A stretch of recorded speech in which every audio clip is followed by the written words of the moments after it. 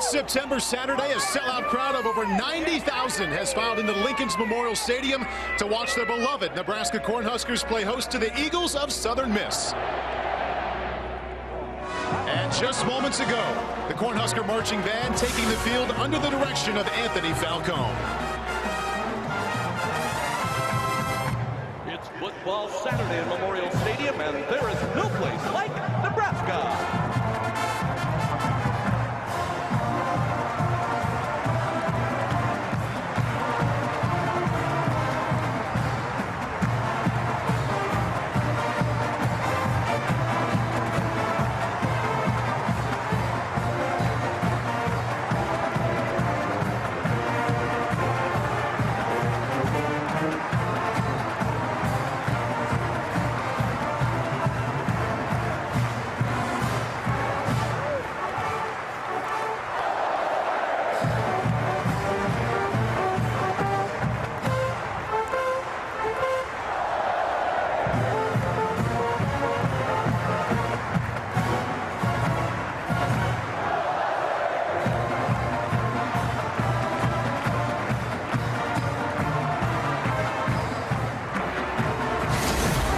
A tradition here inside Memorial Stadium, led by the head coach Bo Pelini.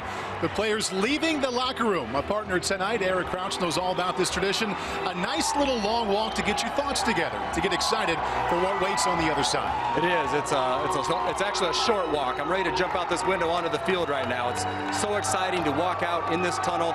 It's a tradition around the country. People know Nebraska's tunnel walk, and it's a part of the game that gets you so excited to play. And a good way to get those nerves behind you and just be excited about playing instead of nervous or thinking about it all week. Yeah, you know, it's just something, you know, the game is here. It's on you. It's time to go out and perform and do this as a team. And perform in front of over 91,000 at a renovated stadium, Memorial Stadium, here in Lincoln, Nebraska.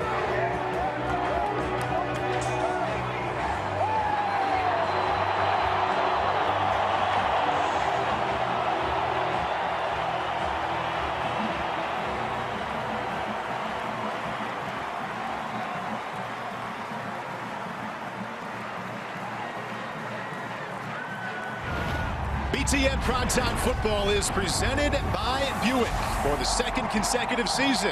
The Southern Miss Golden Eagles paying a visit to Lincoln, Nebraska to take on the now 19th ranked Nebraska Cornhuskers. Thanks for being with us. Welcome to Lincoln, Nebraska for the 327th consecutive sellout here inside Memorial Stadium. This is a stadium with a history as rich as any in the Big Ten Conference. It's played home to 5 national champions and also 3 Heisman Trophy winners. Johnny Rodgers, Mike Rozier, then in 2001, that man right there, my partner this evening, Eric Crouch, awarded as the top individual player in the nation. The Huskers went on to the national title game that year. That was Eric in 2001. Here he is this evening. Looking forward to having him as my partner here tonight. So last week, Nebraska wins over Wyoming 37-34. The offense is good. There's plenty to feel good about, but so much concern right now over the defense. It is. There's a lot of concern, and Husker fans, just relax. It's a time to come out and play hard football. There's a lot of youth out there in this game, and the only way to learn that is to go out and play the game. Head coach for Nebraska is Bo Pelini. Right now he's joined on the sideline by another former Husker, Damon Bennett. Coach, you just want to relax and play football. It's been a long week for you. How you feeling? Good. I feel good, and I think our team, like I said, I thought we learned a lot from last week's game. A lot of guys who got those first game jitters out of the way, and I told them in there to just go do your job, relax, and play football, and go have some fun. Coach, go have some fun. Best wishes to you tonight. Damon, Bo, thank you very much. Eric right now has our Napa know-how keys to victory for the Huskers. Well, on offense today, it's about Taylor Martinez finding a rhythm with his football team, finding a balance in the running game, finding a balance in passing. I don't think they were too happy with their performance. Although there was 530 yards put up on offense last week, they still didn't seem satisfied. And on defense, let's play smart football. That's what they're telling their players this week. They've kind of made some adjustments during the week. with linebackers and defensive ends, and it's ready to go out and play the game defensively. If you had to pick out 3 impact players, Eric, we see them right there. Why are you looking at these 3? That's right. You look at Quincy Enunwa, what a beast he is. I expect him to get more than 3 touches this week, although 2 of those last week for touchdowns. Deontay Evans, the cornerback, expect him to play nickel a lot tonight and be the leader of this defense. Corey Cooper, a player that played at free safety. Watch him to make big plays in the middle of the field and support the running game. Had a look there at Taylor Martinez, and we're looking forward to watching his 41st start here as the Husker quarterback. As you can see, it is warm here. We thought it might be closer to 100, so it's hard to feel too good about 94 degrees, but we thought it was going to be even warmer. And we've already heard Bo Pelini on the sideline with Damon Benning, the 3rd member of our team.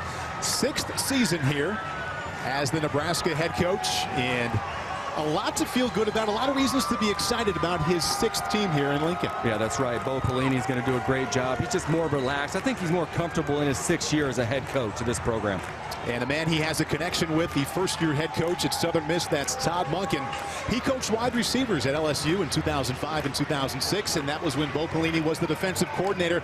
Both men speak very highly of each other and the other's family. Not thinking about the other too much tonight here, as they both just want their team to be better in week 2 than it was in week 1. Todd Monken last year was the offensive coordinator, actually the last 2 seasons, the offensive coordinator at Oklahoma State, as his team put up huge numbers there even after Brandon Whedon left to become a 1st-round draft pick. We're going to get a first look here at that Nebraska defense. The defense that gave up over 600 yards of total offense last week in that 3-point win over Wyoming.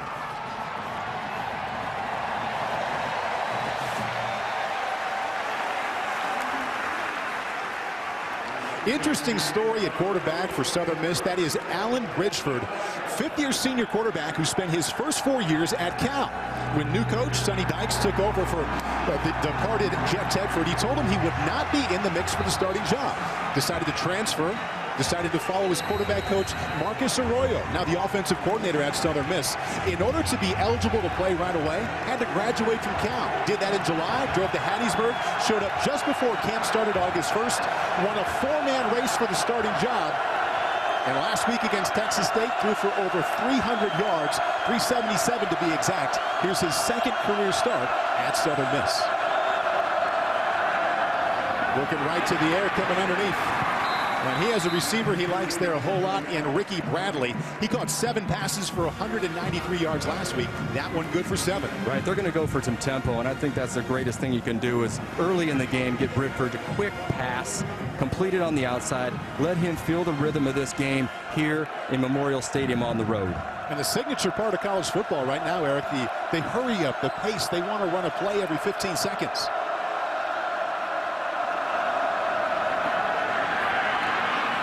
That's an inside give to number 3, Tyree Bracken. As we take a look at tonight's Auto Owners Insurance starting defense. Well, I think you're going to notice here in the quarterback position, they're going to try to balance. They're going to get a feel for Nebraska's defensive line. How physical are they going to be tonight? Are they going to be a team that is able to run the ball against Nebraska defense? Or are they going to come out trying to throw it here in an empty set? A week ago, Eric, they threw it 70% of the time. And I know they'd like to run it a little more, but this is a team that if it does have success on offense, it's going to start through the air.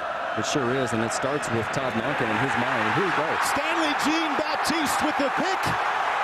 And the 6th touchdown, Huskers.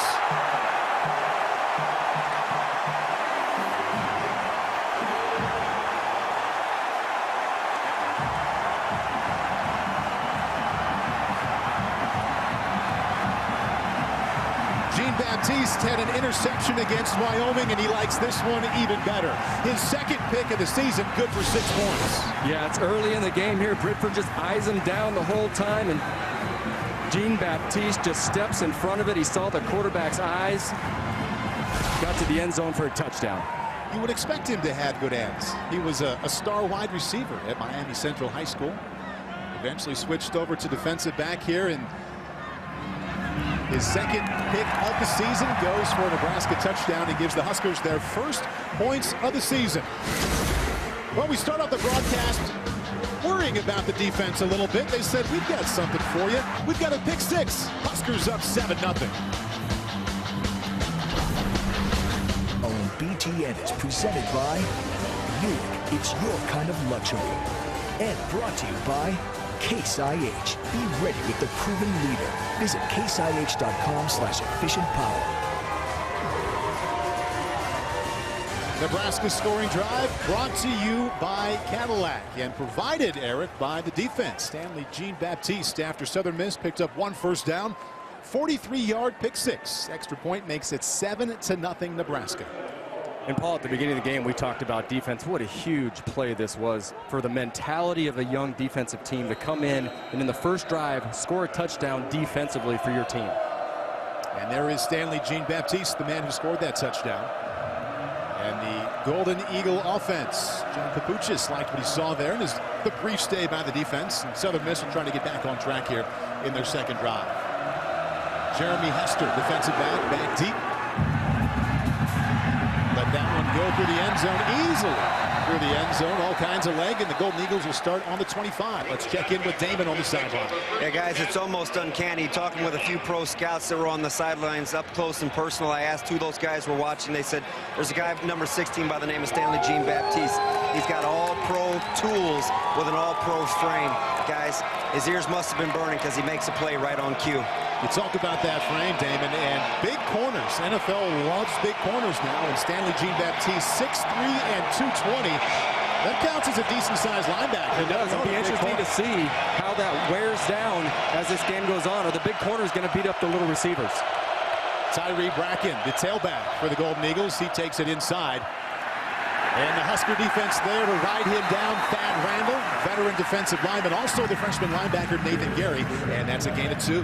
Yeah, and right now at this point, being able to stop the run. I know last week against Wyoming, Nebraska had some difficulty stopping the running game. So these are such important plays at the beginning of the game to get this game started for them. Just getting in that groove, making smart decisions, getting off blocks, and making the tackle when you have the opportunity. They gave up 219 yards of rushing offense for 7.3 yards per carry against Wyoming. Bridgeford with time, and that'll be a Golden Eagle first down out to the 38-yard line. Bridgeford picks up 10.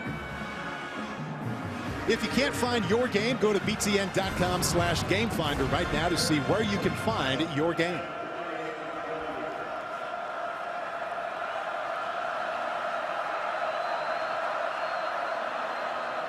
Bridgeford with the inside give to Bracken, and the Nebraska defense is strong. Ciante Evans is there from his cornerback position or nickelback, and that's a gain of 2. Good play, too, by Randy Gregory, actually coming on the outside and making sure that play didn't bust big. Used his speed to get down the line and secure that tackle. Had an opportunity last week to make a big tackle at the beginning of the game, and then comes back this week and actually makes that tackle and helps that stop.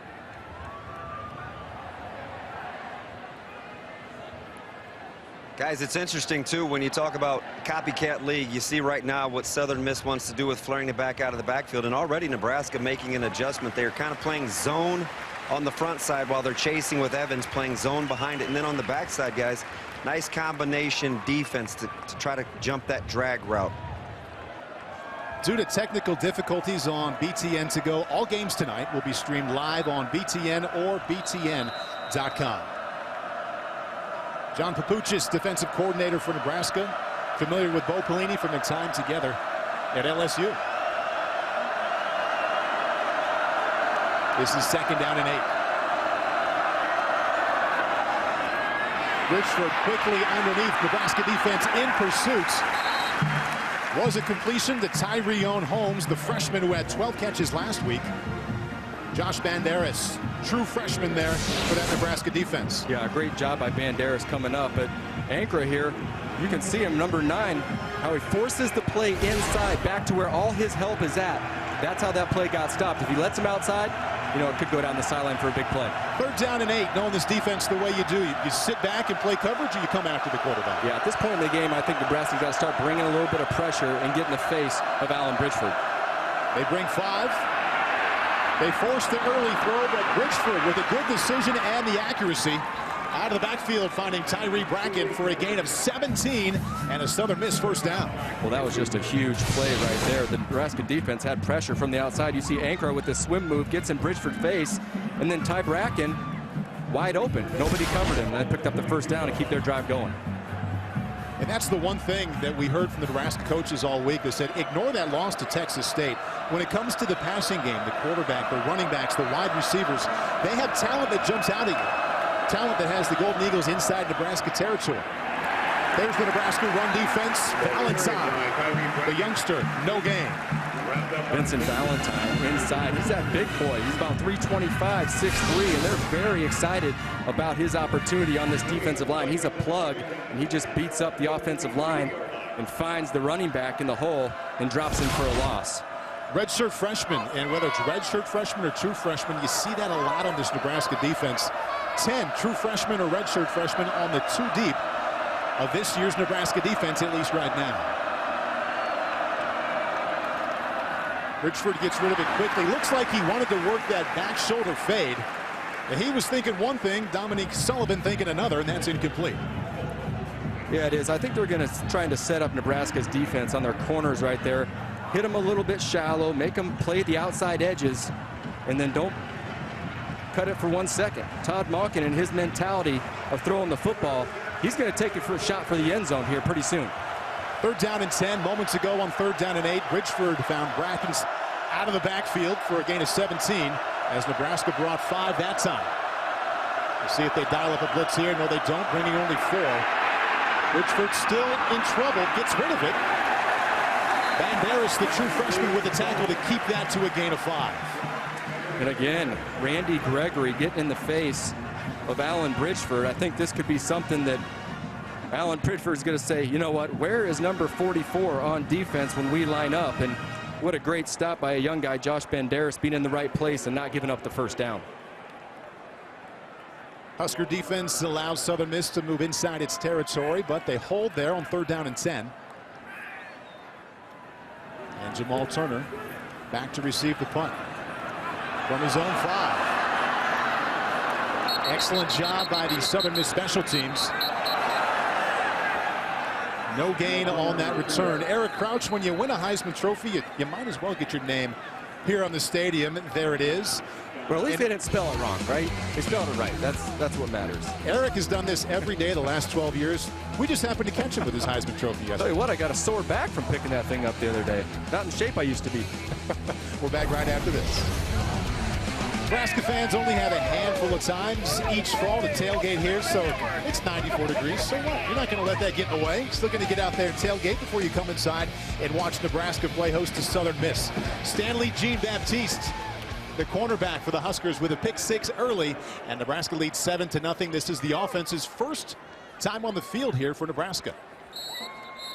And that's Amir Abdullah picking up 3. Go ahead, Eric. Yeah, Taylor Martinez, and why he's changed and become such a leader for this team. It's not just his physical ability that he brings to the table. Everybody knows that he can run and throw this football, but it's the mental capacity, how he's changed as a person, how confident he feels in his own skin, and how that trickulates through the rest of this team. They really look up to him this year to lead this team and be the leader and the captain for them. Classic I formation. Abdullah remains the tailback. He has it for the 2nd play in a row. The Southern Miss defense is there to keep that to a gain of 2. We talked to Todd Monken during the week. One of the first things he said is, well, it feels like Taylor Martinez has been there forever. Well, he hasn't been there forever, but last week he did become the first Nebraska quarterback to start 4 consecutive season openers, making his 41st start here at quarterback tonight.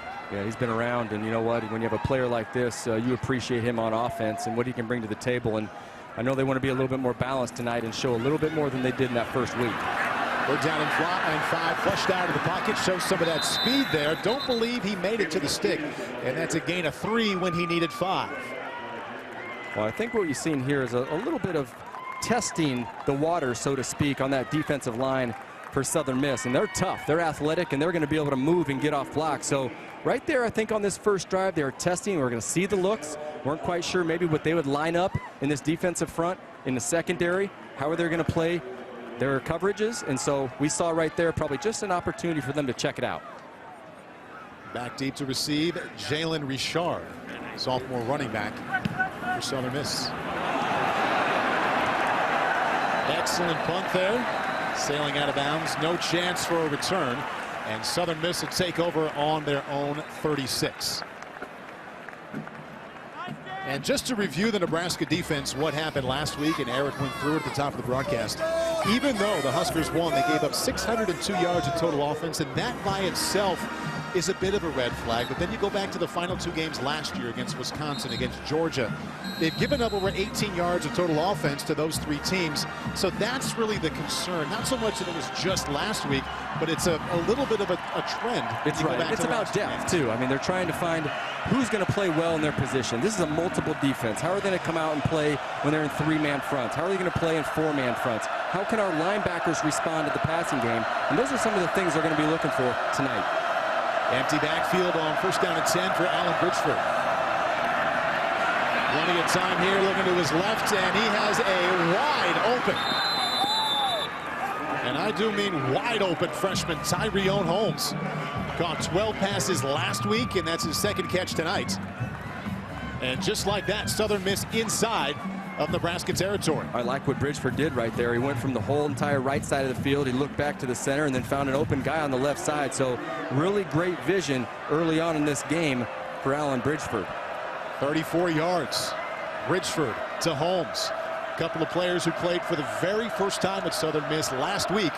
Bridgeford, the fifth-year senior quarterback, and Holmes, the freshman wide receiver. Play action. Look at that pocket for Bridgeford. Nice play by the true freshman linebacker, Josh Banderas, just getting a mid on that one. Another opportunity here for Bridgeford to throw one in there. He looks left and he comes back, and I really didn't see Banderas sitting there in the middle of the field, holding that zone in that area for him, getting his big paw on the ball and stopping that from being a completion. Damon, come on in. What are you seeing? Hey, it's interesting here. Now, the communication is already better than it was a week ago. Nebraska knows how they want to play it as we take a look at them rolling the coverage now. And the key for these guys is to make plays when they're in space, because right now I don't think they're confused at all. They're talking to one another, and we're getting a lot of head nods. So check the list in the box that says communication. That right there's got a red in right now. They're talking better to one another. That was a gain of 2. Tackle made by the junior corner, Josh Mitchell. To bring up a 3rd down 7 situation. Bridgeford has the Golden Eagles on the move, though, on the Nebraska 27.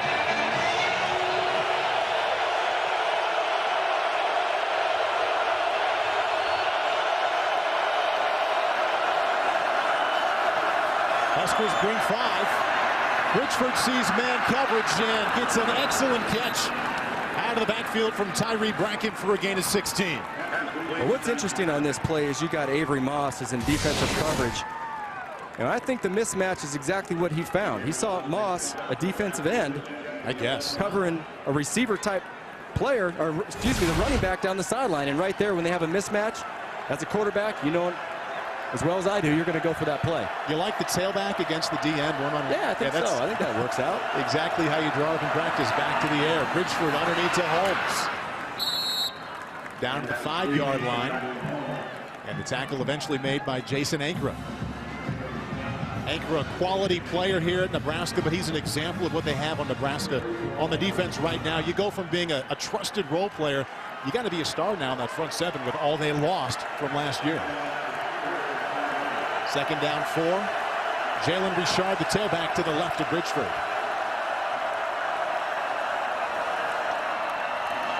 Once again, a quick pass. We have a penalty marker down as the Golden Eagles get into the Nebraska end zone. Penalty marker on the 11-yard line. Before the Golden Eagles get too excited about that, let's check in and see or hear about that penalty marker. Illegal formation. 5 in the backfield, offense. 5-yard penalty, remains 2nd down.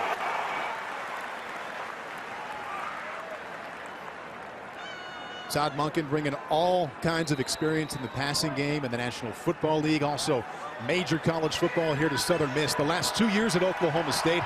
Prior to that, he learned under Dirk Cutter, who is now the offensive coordinator with the Falcons, but then was the OC with the Jacksonville Jaguars as he coached wide receivers in Jacksonville from 2007 to 2010. This is 2nd down and 9 from the 10-yard line.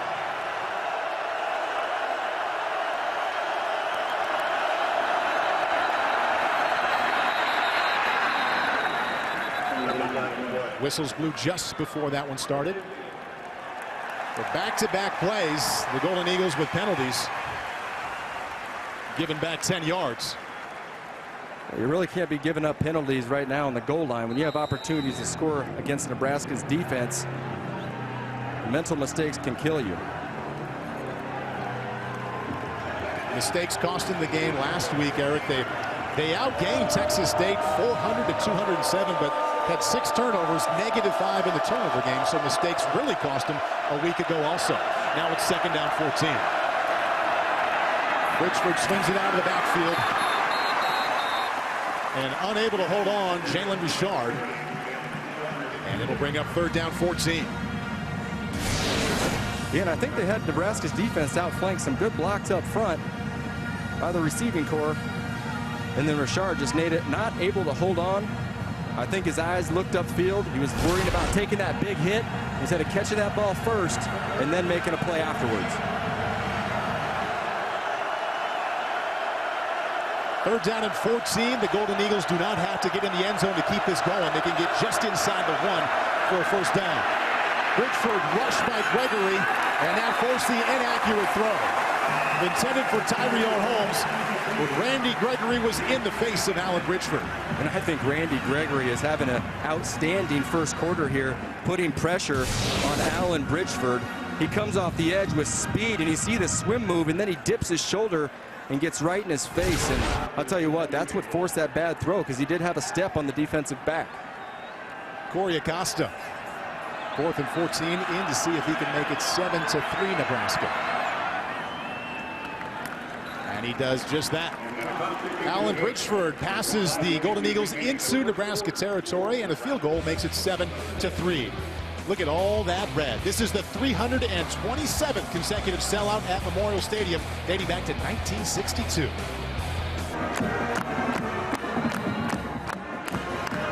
And this game of checkers and chess, guys, right now, Coach Monken very adamant about spacing as Nebraska's playing a lot of man-to-man, especially inside the red zone. It's all about the splits. Ton of rub routes, ton of pick patterns. Communication, we thought it was important last week. It's even more paramount now. All right, Damon, and we heard from Bo Pelini yesterday that they're not starting out the season by playing 4 or 5 coverage and easing into this thing. They are loading those young players up and seeing what they can handle. Yeah, they really are. They talked about that, and I'd be surprised, maybe this game if they didn't back off just a little bit, getting a few different sets and let some of these young guys play and feel comfortable in a few different calls before they start throwing the whole kitchen sink at them. But if they did it last week and the production was 602 yards, you'd think there'd be a few adjustments that are made.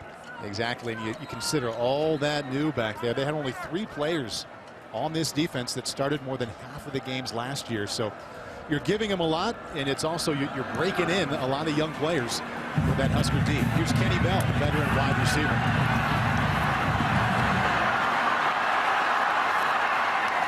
Bell brings it out to the 32-yard line. Let's go to Dave Revson for an update in our Chicago studio.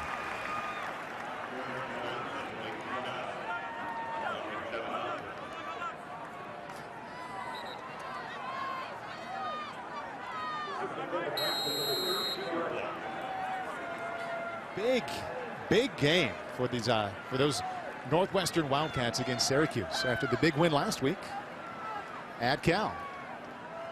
You can see there the defense as a team and individually performing well for Northwestern in week 1. Amir Abdullah had a couple of carries on the first drive. Here is his 3rd of the evening, and he's going nowhere. It is only a gain of 2. Taking a look at the starting defense here for Southern Miss. Amir not really finding that crease that he's looking for yet. Account that to the speed and quickness of these linebackers of Southern Mississippi. Empty backfield now for Taylor Martinez on 2nd down 9. 3 wide receivers to his right and a pair to his left.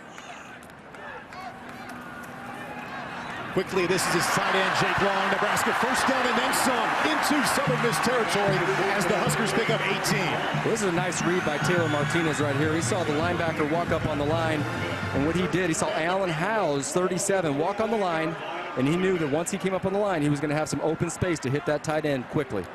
Taylor was 17 out of 22 last week against Wyoming for a $155 and 3 touchdowns. And that was his first completion tonight.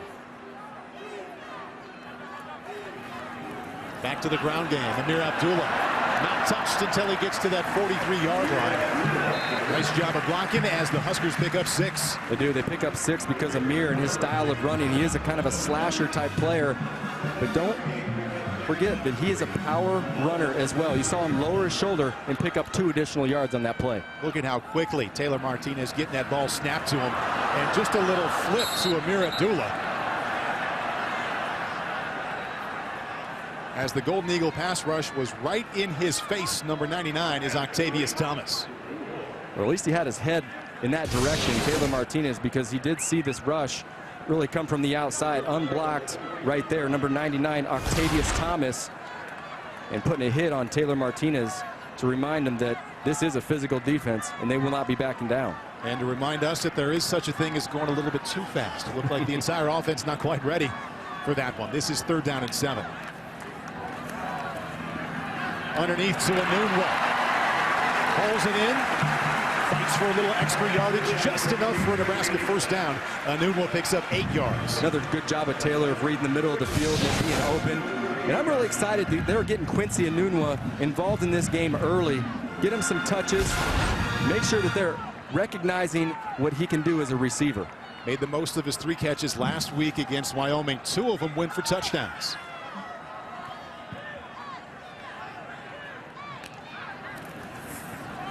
Abdullah out of the backfield has a little crease and a burst out to the 26-yard line, just enough for another Nebraska first down. The best run so far for Abdullah tonight gets him 13. Yeah, some really nice blocking on the outside, but Amir Abdullah making one cut and getting up the field. This is one of the things that he does best. He uses vision and his quickness and makes a quick decision. 19 carries for 114 yards last week.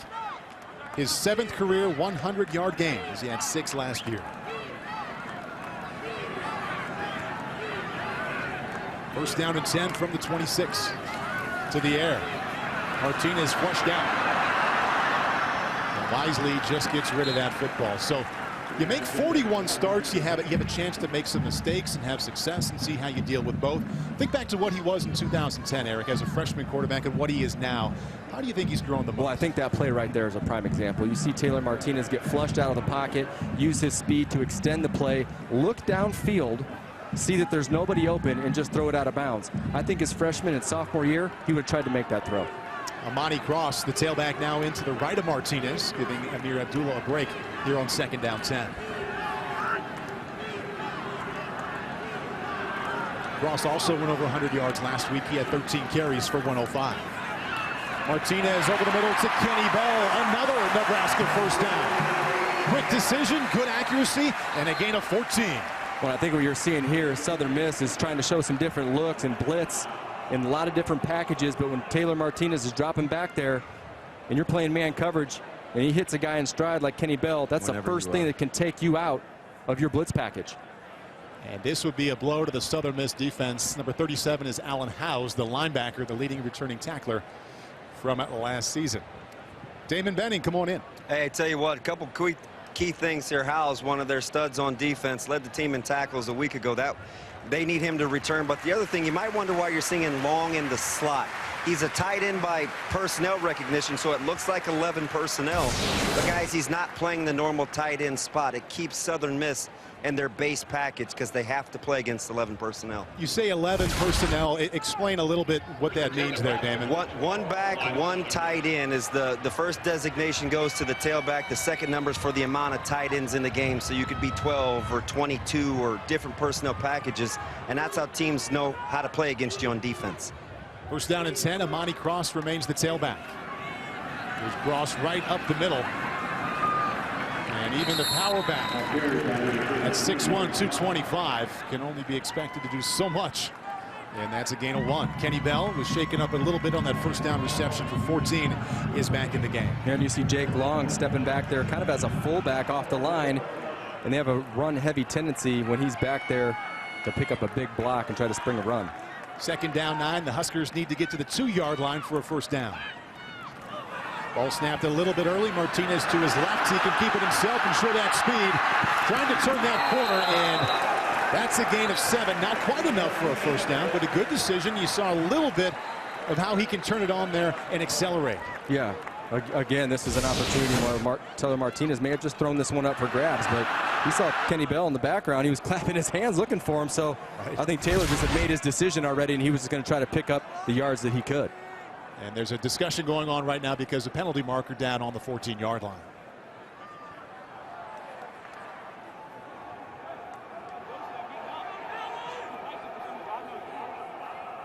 Illegal motion, offense, number 41, 5-yard penalty, still second down. Number 41, the senior tight end, Jake Long. Had a catch earlier here in this first quarter. Also had one catch last week for 26 yards against Wyoming. Well, Nebraska's tight ends are such a big, important part of this offense because they are a balance. They do have 3 running backs. They have got great receivers. Matter of fact, they got 3 of those too. So having a tight end to be able to go in there is awesome. Second down, 14. Martinez with time. Quincy Enunwa, touchdown Huskers.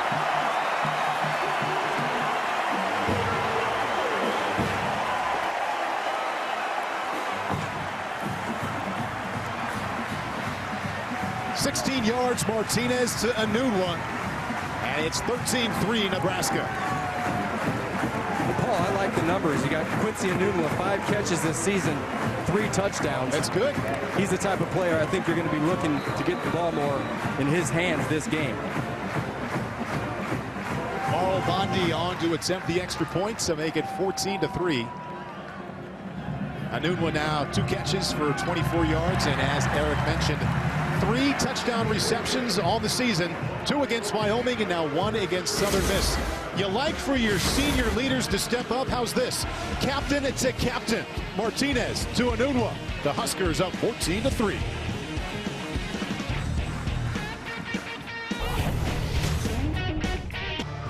This October, BTN's award-winning original series is back. It is the show with an unprecedented look inside a Big Ten season.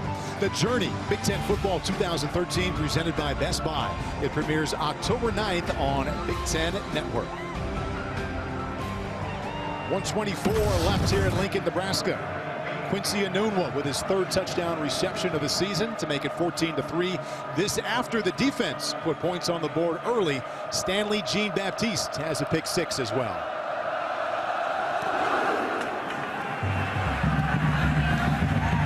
Once again, Southern Miss will begin a drive from their own 25-yard line. Well, this is about how you draw it up, Eric. Plenty of time here for Taylor Martinez, and I think we can also call Enunwa open. Well, I like the pass protection here, too. It's still the quick game, so Taylor goes to the left side, then back to the right side, and Quincy Enunwa beats his guy one-on-one and has about a 4-yard step on him. So really hard for Taylor Martinez, or not hard at all for Taylor Martinez to pick him up and throw him the football. When the line protects Taylor like that, you think about all the talent he has out wide this season, and not only number 18, Enunwa, who's a captain just like Taylor, but Kenny Bell, the speedy senior, speedy junior, and also Jamal Turner, high school All-American quarterback who just gets better and better in that slot. 1st and 10 now from the 25.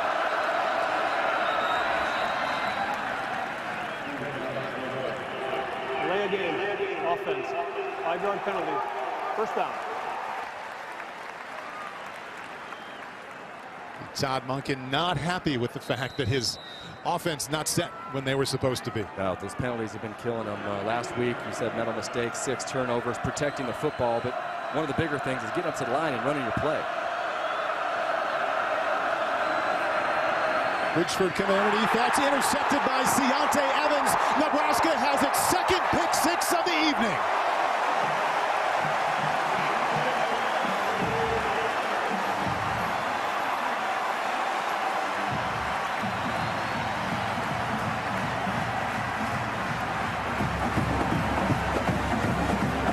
Stanley Jean-Baptiste did it first on Southern Miss's first drive, and now Ciante Evans follows up. Hey, great read here by Alan Bridgeford. Just put a nice touch pass on Tyree Holmes. And just being lazy with his eyes and his hands, looking for the hit before the run. And what a spectacular job of Ciante Evans picking that tip pass up and taking it for a touchdown. 22 yards, the interception return for Ciante Evans, his 2nd interception of the season. And just like Stanley Jean-Baptiste, his second ends up in the end zone. The Husker defense has put 2 touchdowns on the board. Quincy Enunwa also has a receiving touchdown, and Nebraska leads 21-3.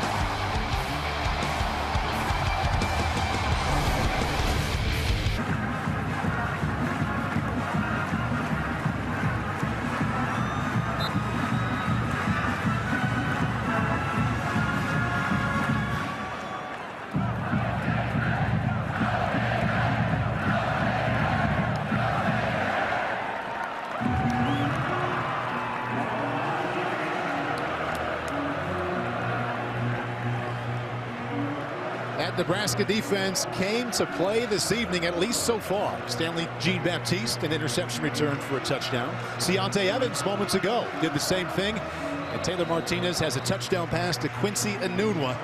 1:17 left in the first. The Huskers lead by 18. No fun for Stanley Jean-Baptiste, and because he might have thought he was going to be the only one with the 6th pick, but then Keontae Evans comes back, gets himself a 6th pick. So I'll tell you what, they're probably saying, hey, I'm going to go get another one. Might be more of them out there.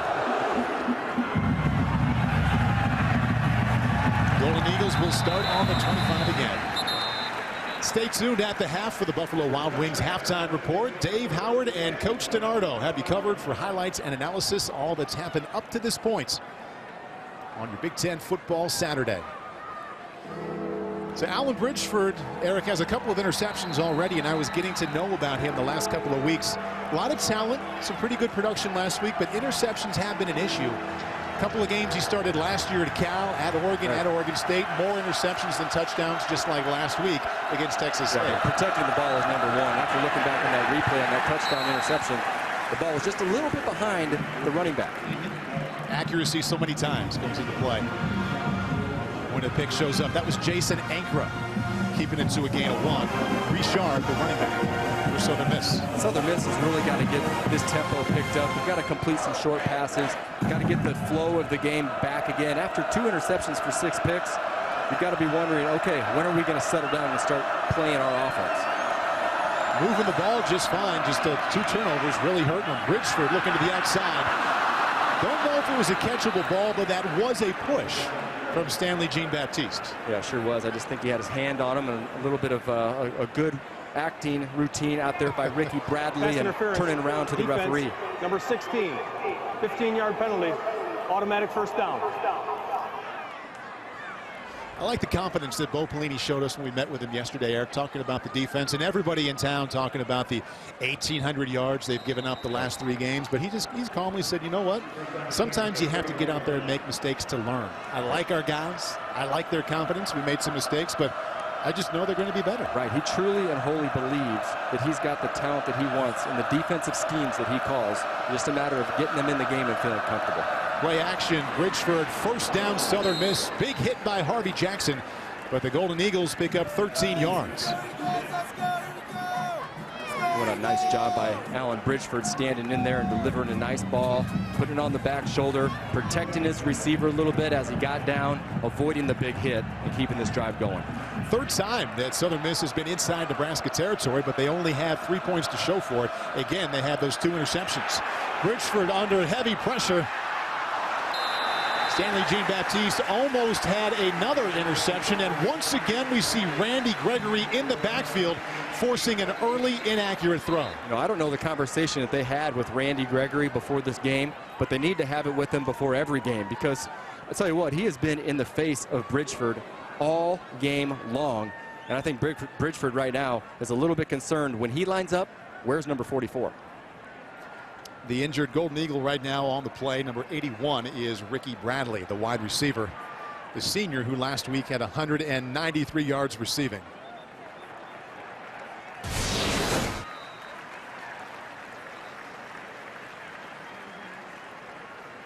It's like he went up and jumped for that ball and just came down and caught his ankle right there at the very end.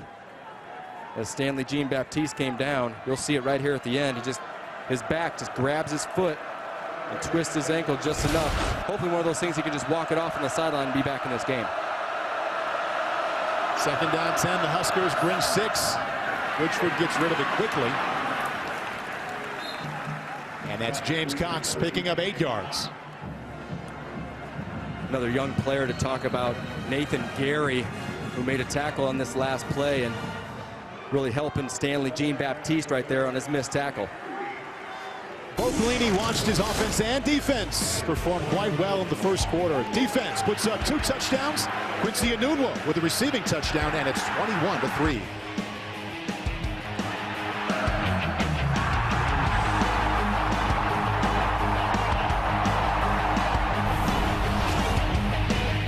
We invite you to join the conversation on BTN Live. It's the most comprehensive nightly college football discussion from the guys who love to talk about the game. BTN Live, weeknight, 6 Eastern on the Big Ten Network. First quarter in the books here at Lincoln, 21-3, the Huskers on top. And this is 3rd down and 3. This is Bridgeford trying to keep it himself. He's going to be a couple of yards short. Nathan Gary, true freshman linebacker. He's roommates with Josh Banderas, the other true freshman linebacker you've seen play here tonight. Yeah, I tell you what, they weren't fooled at all by the quarterback draw, and a little bit surprising that they would try to call this play, and knowing that the push that they've been getting by Randy Gregory on the outside, and ability to be in his face. So a little bit interesting on the play call there for Todd Monken. Jamal Turner back to receive the punt for Nebraska, going to let that one roll.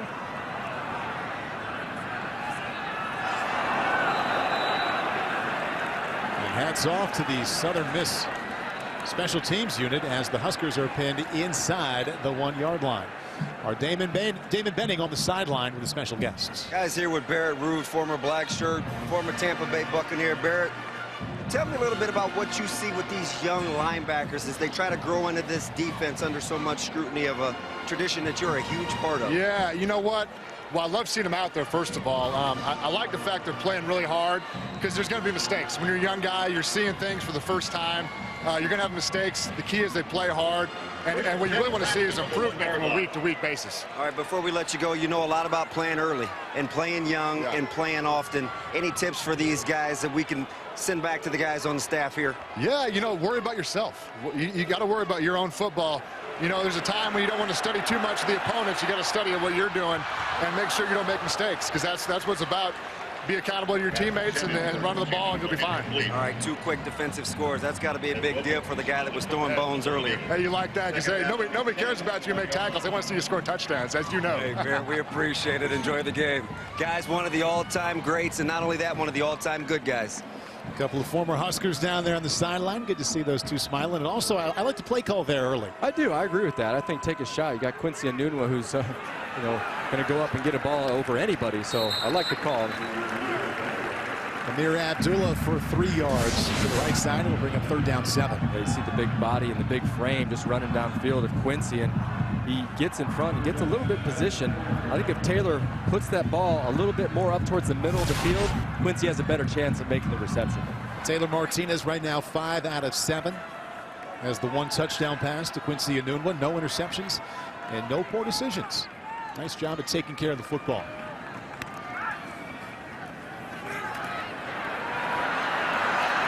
Out of pocket for a moment, then flushed out of the pockets, and the Southern Miss defense. First of all, you say nice coverage because Taylor had nowhere to go with the football. Then the pursuit brings him down. Yeah, that's right. And I think this is a smart decision by Taylor. Again, not trying to force the football. I know it's early in this game. He's looking at his reads. He doesn't feel comfortable with what he's got. Now take the ball. He's got the speed. He's got the athletic ability to get upfield. But what I credit right there is good pursuit by the Southern Miss defense, showing their athleticism and able to contain Taylor Martinez early in this game. So that's a 3 and outs, and a nice job by the special teams of Southern Miss. That drive started inside the 1-yard line. Richard back to receive. Bolts gets off a good-looking punt. And there's going to be no return, or there is a return now. A non-traditional return, we shall say. Out to the 41-yard line, a return of 5 yards. 12:43 left until halftime. The Huskers lead by 18. Time now for tonight's Marine Corps leader. Number 41 is Jake Long, senior tight end out of Elkhorn, Nebraska. You see him there before the game, being honored along with his family. Recently placed on scholarship, he started his career as a walk-on. 2-time academic All-Big Ten. 2013 won the Brooke Behringer Citizenship Award. 3.857 GPA And one catch tonight for 18 yards. Josh Mitchell, textbook tackle from his cornerback position on Tyreon Holmes. Yeah, I really like that tackle right there. Decide not to go high on him, but go low and take his legs out and secure the tackle on the outside. Alan Bridgeford with yet another completion here tonight. That's completion number 12. And in fact, the Golden Eagles, Eric, outgained the Huskers 132-81 in that first quarter. But when the defense puts two touchdowns on the board, that's what matters most. Second down, 13. Here comes the blitz, Deontay Evans. And that's a well-thrown ball by Bridgeford. Actually can't throw it any better to Ricky Bradley. Ball's incomplete. Yeah, sure did. Again, pressure in the face of Alan Bridgeford. You see off the outside, he just stands in there and takes it right on his hip. And I tell you what, as a quarterback that's taken this many shots this early in the game, he has got to be worn out by now. Only 12 minutes, excuse me, 3 minutes into the second quarter. Pardon me, that was not Deontay Evans, it was Zaire Anderson putting the pressure on Bridgeford, and this is 3rd down and 13. Huskers rush forward, they set up the screen, and Anderson there once again. A play ago with the rush, and that time he had the screen pass sniffed down. Yeah, they're looking to get on the outside and then try to run speed for speed in the passing game with the Nebraska defensive backs, and right now I don't think that's going to happen. They bring in Zaire Anderson, who can run and cover from the inside linebacker, excuse me, from the will linebacker position.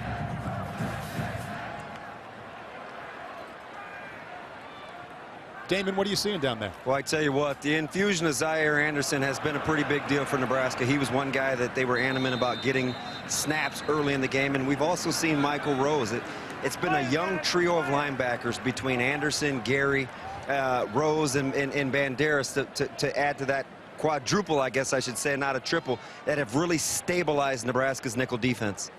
Well, Damon, here comes the Nebraska offense, and you look up at the scoreboard, guys, and if you're a Nebraska fan, you like it. It's 21-3, but now you'd like to see the offense get going. 2 of those touchdowns put up by the defense, and there was kind of a hovering feeling after last week, even though there were 37 points scored, 530 yards of total offense, that the offense wasn't as good as they wanted it to be. Yeah, not a ton of ebb and flow. They've talked a lot about getting into a rhythm. Hard to establish who they want to be, but guys, tip your hat to Southern Miss. That front four has a lot to do with it, and giving that back seven, giving them a variety of looks. Martinez, good decision to keep that one himself out near a first down, right at a 10-yard gain.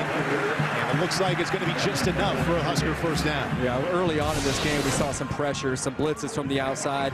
And I think that was why Nebraska completed those quick passing games. It took them out of the blitzes. Now Southern Miss is playing some more base defense, and that's why Nebraska is able to come in and try to run the football. First down and 10 now from the 32.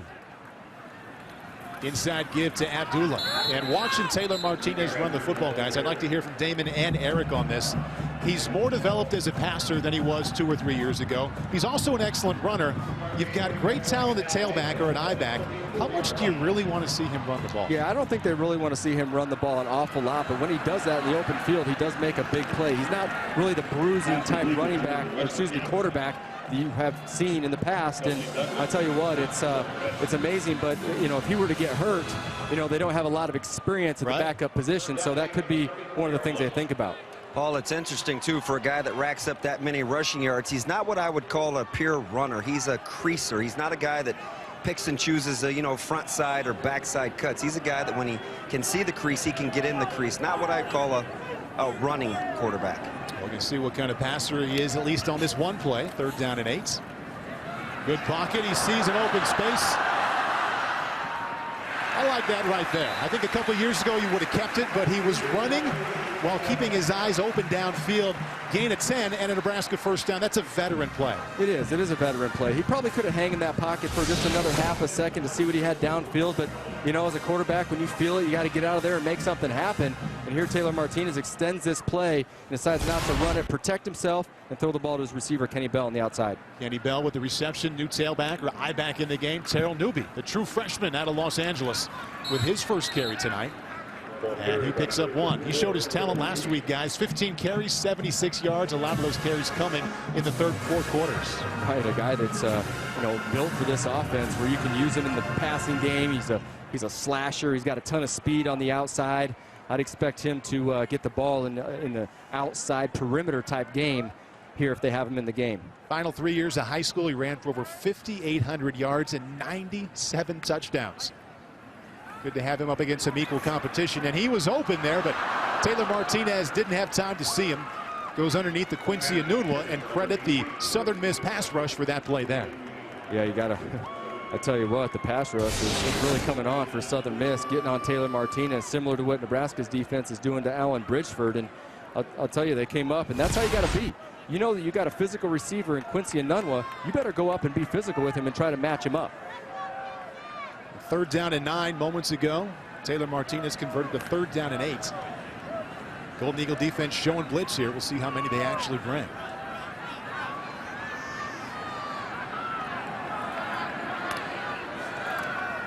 And that's a 6-man rush in a nice pocket. And that's Taylor Martinez putting it right on Jordan Westerkamp. His second catch of this drive, good for 15. Well, I think Taylor Martinez recognized the defense that he was going to get. Those linebackers were up in the pocket, trying to maybe show blitz or not. He had a safety in the middle of the field. Taylor Martinez knew he had man coverage in that slot route. If he can just get a little bit of separation like he did, it's an easy completion. He threw a nice, accurate pass on that time. Westerkamp, the all-time leader in the state of Illinois for receptions, receiving yards, and also receiving touchdowns. Amir Abdullah trying to turn that corner. The speed to get outside, a little burst to pick up 6 yards. And here's Jordan Westerkamp, the freshman out of Lombard, Illinois. Yeah, Westerkamp getting a little hold by the jersey. Probably going to have pass interference right there as well. But a good job of just going up, grabbing that ball, and making that first completion for yourself. Not easy to get catches with this wide receiver core with Bell and Nunwa and also Turner. Taylor Martinez. Oh my gosh. And those are the ones you see when you're laying awake at night. That's right. And Ethan Carter was wide open. Yeah, definitely a bust on coverage on the Southern Miss defense. Usually got an outside backer running with the tight end, but Ethan Carter becomes wide open. And Taylor Martinez, all he needed to do, seeing how wide open he was, is just put a little bit of arc and fine touch on that football, and you got yourself a touchdown. And I don't mean just the kind of play you see tonight. I mean, at age 42, kids go to bed. Sometimes I'm like, that's the one you're dreaming about, huh? How did I miss that? Thankfully for Taylor Martinez, all kinds of positive plays, running and throwing to lean on as well. 3rd down and 5 now from the 35-yard line. Huskers on the move and leading 21-3 over Southern Miss. Once again, Eric just hanging out with his Heisman Trophy. Well, there's a lot of pictures here, isn't there? Apparently it's a big deal. Back right after this. Nebraska leading Southern Miss here. 8:33 left in the second quarter. 21-3. Eric Crouch's name on the stadium. I would say so. One of 3 Heisman Trophy winners. Johnny Rogers, Mike Rozier, and my partner here tonight. If I were to walk into your house, how early in that visit would I see that Heisman Trophy? Well, you'd have to search a little bit for it, too. Wait, where'd you get this picture? Didn't you take it? I think you snuck in and took this picture of my house. Nice boots. This is top secret stuff here. That was your Heisman inside? It was in the box, protected. That's Amir Abdullah there. And let's see that one more time. So inside the boots behind the Lowe's box, right, the Heisman sits in there? Yeah, see that is a steel protective case with a super alarm on it. You saw the little helmet in the background, a little Millard North action from the high school days. Abdullah around the left side. Nice game there on 1st down. Does anybody ever come into the house and ask to see it and you have to go get it out of that thing? It's actually happened before. I did go get it. My wife was like, you better go get that trophy after these kids. I would ask if I did it. 2nd down 4, classic I formation. Here's the toss to the right side. Abdullah cuts it back right at the 1st down marker. Gain of 4. This is why I just love Amir Abdullah and what he does. He looked like he was tackled there for no gain. Then he's able to pick up a couple extra yards and pick up this 1st down. That is so unbelievable out of a running back. You just don't get that out of everybody. That extra lean, that forward emotion of surge of energy. He and Taylor Martinez both topping 1,000 yards rushing last year, giving the Huskers a pair of 1,000-yard rushers back for the first time in school history. First down and 10 now from that 17-yard line. Martinez against that blitz, putting the fade up top. And a late penalty marker coming in. I thought that was a nice play by Ed Wilkins to knock it away from Enunwa, but maybe he got in there a little bit too early. Well, you saw what they did with the tight ends and fullbacks. They brought him in, showed a max protection type look. Pass interference, defense, number 20. 15-yard penalty, automatic first down. Guys, we saw that famed diamond formation by the trio that we've kind of affectionately dubbed two men in the truck, with both Newby, Abdullah, and Cross in the backfield, guys. They want to get these guys on the field as much as possible. The rotation as the season goes on will be pretty interesting to see how it works out. It's a good problem to have. Amir Abdullah over 1,000 last year, and then some stars coming on in Amani Cross and also the true freshman Terrell Newby. First down and goal from the 4. To the air goes Martinez. Doesn't see anything he likes, directing traffic, and just firing it out the back of the end zone. Well, another good play, smart heads-up play by Taylor Martinez. And again, I think they're trying to single out Quincy Enunwa on the outside and get in single coverage and try to use his big frame just to go up and get the ball. And I'm almost surprised that Taylor Martinez looks to the other side, try to get the short fade route instead of going towards the side of Quincy Enunwa, who has a definite height advantage over the 5'10" Ed Wilkins. And there's that diamond formation that Damon told us about a moment ago. Second and goal from the 3. Abdullah off the left side. Second effort gets in near that goal line and inside the 1-yard line, but not quite. Yes, he is. Late signal. Touchdown, Abdullah.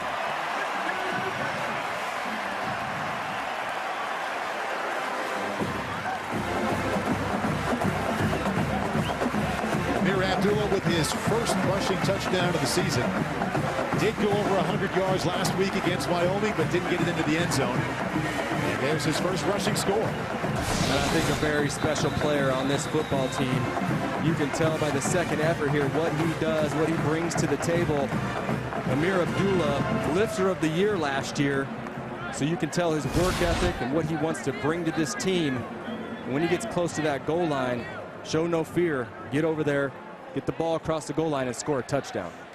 The scoring plays are reviewed here as we going to take a number of looks to see where that ball was when his knee came down. And that's going to be awfully close. Well, what replay is looking at here is indisputable video evidence. Something that they're going to have to see. And if they can't see it, the call on the field will probably stand. Guys, I think he's definitely in on the touchdown, and something that else that I don't have to speculate whether I'm seeing or not, and it's a young man by the name of Mike Mowdy, who is playing left guard for Nebraska, who in essence has gone to split time with Jake Cotton here at the left guard spot, and he has been a man among boys tonight. If Nebraska feels like being left-handed, I'd get behind big number 74. And they did run across that behind the left side. After further review, the ruling on the field stands. Touchdown. Damon was correct. Touchdown, Amir Abdullah. Huskers scoring in a number of ways tonight. The defense, and you can smile when you're the defensive coordinator and you have 2 pick sixes, as we saw John Papuchis and Bo Pelini. Stanley Jean-Baptiste did it first. Ciante Evans also with a pick 6. Quincy Enunwa, touchdown reception, and now we just saw Amir Abdullah with a touchdown from 3 yards out. 2 touchdowns for the defense and a pair for the offense. One thanks to the passing game, one from the running game. Huskers lead 28-3. 90,466, the second largest in history. We told you about 327. That's 327 consecutive sellouts. How about the number 307? A nation-leading 307 academic All-Americans. Yeah, it's pretty impressive. You know, you got a lot of new facilities on campus. Pinnacle Bank Arena's here. They redid the Devaney Center. Everything's new. I almost don't recognize anything anymore when I'm here. I get lost. Way ahead of Notre Dame there in second place, and also MIT in third place. 307 academic All-Americans. That's a nation best number. See you red here. Temperature in the 90s, even with the 5 o'clock kickoff, and nothing going to keep the Nebraska faithful outside of this stadium. Little pooch kick there by the Huskers. Right down there at the 33-yard line. That's a late flag. And I think they're going to get a 15-yard penalty there against Charles Jackson. During the return, personal foul, kicking team, number 21. 15-yard penalty, first down. That's tough right there with they didn't get him with the targeting, but they called the personal foul. That's one of those, Eric, you've talked time and time again about when the plane of the head changes, that the target changes as well. That's unfortunate because he was not targeting high. The ball carrier that ducked right at the last minute while he's trying to go down. They just had a clash of heads, which to me is really not a personal foul. That's really just something that's going to happen as two guys are going down, both leaning forward. Southern Miss quarterback Alan Bridgeford needs to get something going here now, trailing 28-3. Nebraska defense is not on that play. Zaire Anderson from his linebacker spot. Keep that to no gain. You heard me mention it was hot here, and that doesn't lie.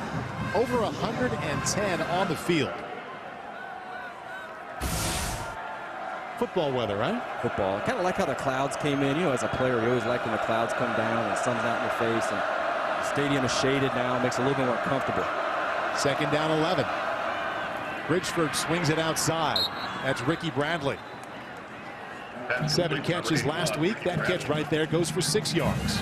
I'll tell you what, Ricky Bradley was shaken up earlier in the game and looks to be fine on that run. Takes that quick little hitch route and then gallops outside for a 5-yard gain. I see Nebraska with some 3-man fronts, also with some 4-man fronts. True to what Bo Pelini said yesterday, he said, we are trying to be multiple for the conference season. I would imagine also for UCLA next week. So they're not keeping it simple based off of giving up over 600 yards last week. They want their players to be able to play a number of different looks, and we're seeing that tonight. 3rd down and 4. Huskers bring 4. Bridgeford off his back foot. Looks like it'll be just enough for Golden Eagle first down. Anderson with a tackle, but on 3rd down and 4, they pick up 5. Tyreone Holmes with a reception. That was a nice play right there by Bridgeford, just coming back to the inside and finding Tyreone Holmes, the receiver, and just putting it just in front of him. As one of the hardest things to do as a quarterback when that receiver is coming straight across is to judge how much you're supposed to put it in front. So very good on the accuracy there by Bridgeford. 1st down and 10 now from the 42. Husker run defense up to the task there. Zaire Anderson having an active first half. 44 is Randy Gregory. Thought it was interesting yesterday when we asked Bo Pelini, who's your best pass rusher on that front 7? He said number 44 Gregory has Sunday kind of talent for us. Well, you talk about a pass rusher right here on a run play, and again, if you're a good pass rusher, you're able to get the blockers, you're able to get that offensive lineman's hands off you, and that's exactly what Gregory did there, make himself available on the tackle. Once again, Southern Miss inside Nebraska territory. Nice pocket, good throwing lane there for Bridgeford. Mo Cisse eventually with the tackle, but that's a 1st down Southern Miss and a gain of 12. You see Jamarcus Reeves just get out here and a little bit of physical play there at the offensive lineman position with Rashad Hill, but not able to get to the quarterback, and then you see Bridgeford with the accuracy on the throw and be able to keep this drive going.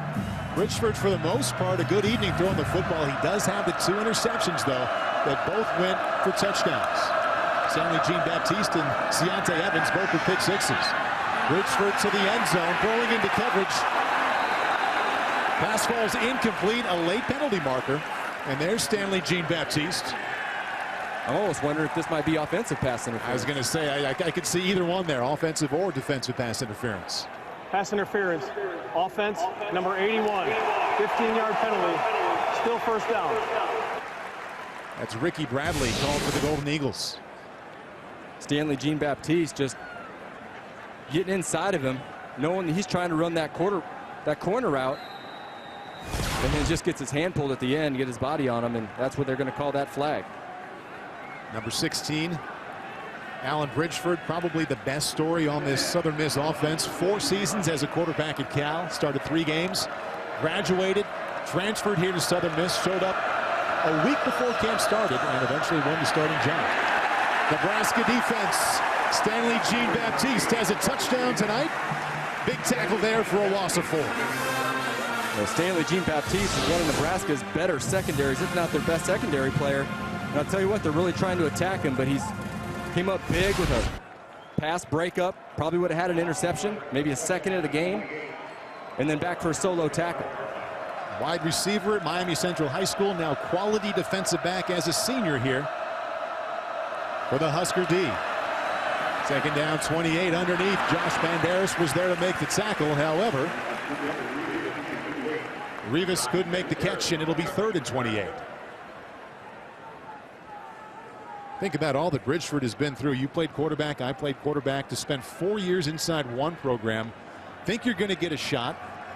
They change coaching staffs. They say you're not going to be the guy. You end up in Hattiesburg, Mississippi from Berkeley, California. That's right, running a completely different offense, trying to pick it up in really one offseason. So you got to credit what he did. I mean, last week he had 28 completions out of 53 throws for almost 400 yards. They're down at 28, tough spot here. Puts it in a good spot. Nice throw by Alan Bridgeford. Finding Tyreon Holmes, the freshman, for 18. That'll leave him 10 yards short. And one of the things I've been watching film of Alan Bridgeford, and when he has the opportunity to step up in the pocket, he makes a great, accurate throw. That's exactly what he did right there. There's some tendencies where he has an opportunity to step in the pocket, but he backs up. But here, he steps up in the pocket, those 3 little steps into that pocket, buys himself some time, and delivers the throw in stride to Tyreon Holmes.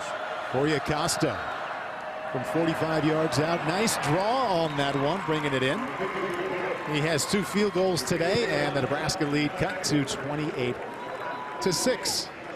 Some good quarterbacks coming from these 2 schools. You're familiar with the Southern Miss history. You know that Brett Favre was a Golden Eagle. You know all about Nebraska, the Heisman Trophy winner at quarterback. Their only Heisman Trophy winning quarterback is Eric Crouch. So we lined them up together, and here's what you see. Wow, you're comparing me to Brett Favre right here. I never thought this would ever happen. The numbers say you were a better college quarterback. Well, I think I was a different college quarterback. Let's put it that way. I was a different college quarterback. I mean, we all know about Brett Favre and what he's done in his football career, but I look at those career touchdowns. I do have him beat a little bit there. Yes, you do. You counted for 90 touchdowns, and it just so happens we're picking out some big plays against the Iowa Hawkeyes. Your Iowa team. Yes, I was well past my playing time there. Not that it would have mattered a whole lot. I'm a little surprised I didn't put my shoulder pad. I let it hang out of the jersey. That kind of bothers me. Just makes you look like a football player. Like the tight spiral and the good placement there. Well, I didn't have many opportunities to throw the football, so when I did, I had to make it look good. And to make the most of them. Right beneath Will Shields. Not a bad place to be. One of the outstanding offensive linemen and part of the history up front here at Nebraska. And Eric Crouch, one of 3 Heisman Trophy winners, following Johnny Rodgers and Mike Rozier. These Huskers leading 28-6. And Nebraska will begin from the 25-yard line. Well, a moment ago on the left side, you saw Brett Favre. Not much difference here in the quarterback on the left there, Eric. What do you think? Well, I love the 3 rushing touchdowns. Can you elaborate on that a little bit? I had to think back to those. I mean, I think there are 2 quarterback sneaks and an accident. I'm surprised that you actually remember. I didn't really think I was going to get an answer. I had to think. I had to think back. The good old days there. You had Brett Favre beat there. Yards. It's funny to look at him because, you know, Taylor Martinez and what he's done, he's just going to destroy all the yards and records here in Nebraska. And yes. It's just a tribute to his ability, his speed, his quickness, the offense that Tim Beck has instilled here at Nebraska. Terrell Newby, the true freshman tailback. We see the speed the coaches tell us about right there. A late penalty marker comes in, but that's a gain of 10 for Terrell Newby. Holding, offense, number 80. 10-yard penalty, still first down. And this is going to be a good problem for Tim Beck, the offensive coordinator for Nebraska, and Taylor Martinez. He's an excellent runner, as strong a runner at quarterback as you'll see in the Big Ten. We'll take a look here at the holding call. But you have 3 talented tailbacks. Right. Good stuff. I mean, when you can get Terrell Newby in the game early, give him some reps, make him feel comfortable. I mean, they know that, this is a Nebraska an offense that runs the ball. You're going to need to go 3-4 deep at the running back position. The fake to Abdullah. Here goes Martinez on the run, and for the most part today, that Southern Miss defense has done a good job of containing Taylor Martinez as he's looked to leave the pocket a couple of times, but hasn't had a whole lot of success. Well, it's really not the shifty quarterback that we talked about earlier, and I don't know, Damon, if you've seen anything right now in this game that you're seeing out of the quarterback Martinez when he gets out of the pocket. Yeah, Duggan, it looks like right now in Southern Miss's defensive coordinator, he looks kind of like a fortune teller. He said, listen, we're going to put 1 guy on the dive and 2 on the quarterback out of Nebraska's 1-back sets until they prove that the tailback can beat him. His plan was to take Taylor Martinez away from the Skurs. And they've kept him limited, certainly so far, Damon. Can't find anybody downfield. Has some room around the left side, and here goes Taylor Martinez. There he goes. That's the Nebraska first down. Martinez weaving his way throughout that Golden Eagle defense. He picks up 19 and a Nebraska first down. He is a creaser. I think that Damon made a good point earlier about Taylor Martinez and the way that he runs the football, but extending this play and finding the open field and getting up using his speed. Actually, I mean, I don't see him put on too many moves, but there's a little head bob right there. He picked up another 5 yards after the bob. First down and 10 from the 40, trying to go back to the air. Coming underneath, finds Quincy Enunwa. Look at the strong running there for another Husker first down. Guys, that's what I'm talking about with Taylor Martinez, where, you see some tailbacks or running quarterbacks that look like, all right, I'm looking backside, I'm looking front side. He's a guy that when he sees the crease, he is the crease. Different than being a running quarterback. And just a little bit underthrown. Enunwa had found a spot there in that zone. But stepping up to make the play, Kalen Reed, defensive back for the Golden Eagles. That's right. Kalen Reed doing a tremendous job of just looking back at Taylor and keeping his back to Quincy Enunwa, knowing that he had help over the top. And anything underneath he could pick up, but then using his ability to jump and put a hand up on that ball and stop Nebraska from completing the pass. Brings up second down and 10, 1:25 left until halftime. Martinez, no interceptions tonight. He had the one last week against Wyoming. His one touchdown is to Quincy Enunwa. And there's Jamal Turner with his first catch, showing you some of those moves that allowed him to pick up over 10,000 yards of total offense as a high school quarterback. He gets 10 yards there. Yeah, that's one of the hardest things to do. You come across the middle, and I really appreciate the toughness and being courageous coming across the middle, because that is not easy. You got big backers, especially from Southern Miss back there, that can knock your head off. Jamal Turner looking that ball in, catching it and picking up a first down. Inside a minute, third down and 1. Abdullah with a first down and then some. Getting ready to put on a move there, kind of lost his footing, but plenty of yards for a first down. Gets 7 on third and less than a yard.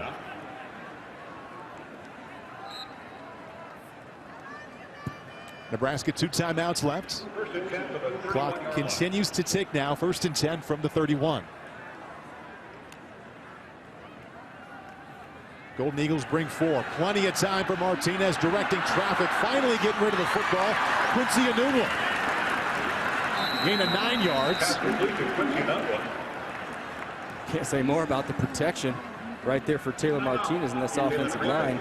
Senior offensive line really protecting well right here down the stretch in the second quarter.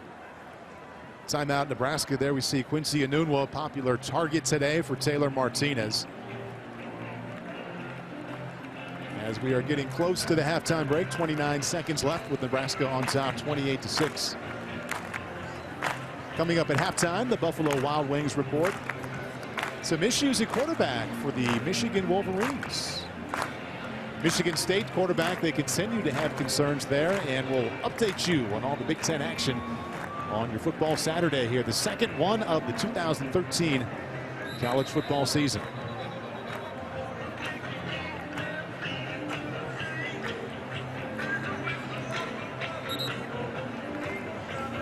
Bo Pelini has 2 senior captains on offense. He has Taylor Martinez, and then he has number 18, Quincy Enunwa, who has 4 catches tonight, including 1 for a touchdown.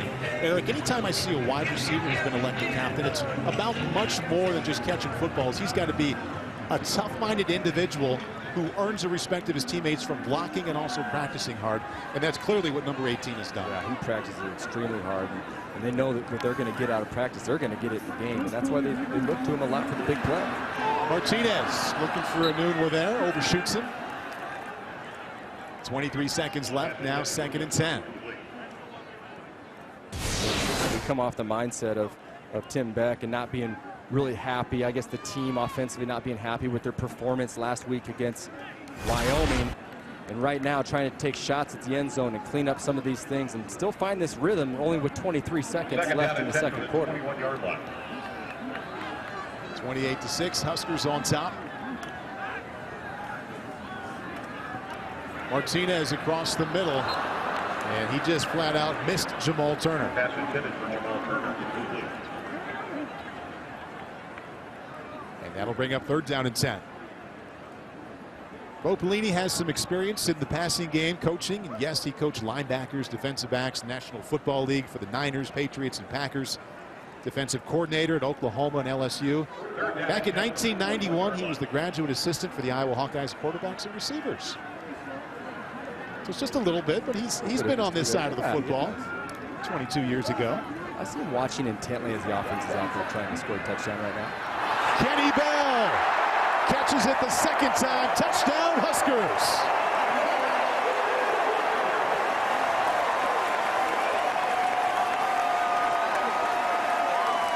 Nebraska's leading receiver the last 2 seasons, coming up with his first touchdown of this season. And Kenny Bell, I'll tell you what, he's an athlete. Credit Taylor Martinez for throwing the ball in there, and pretty good coverage right there by Ed Wilkins, but good focus by Kenny Bell coming up with that tip pass.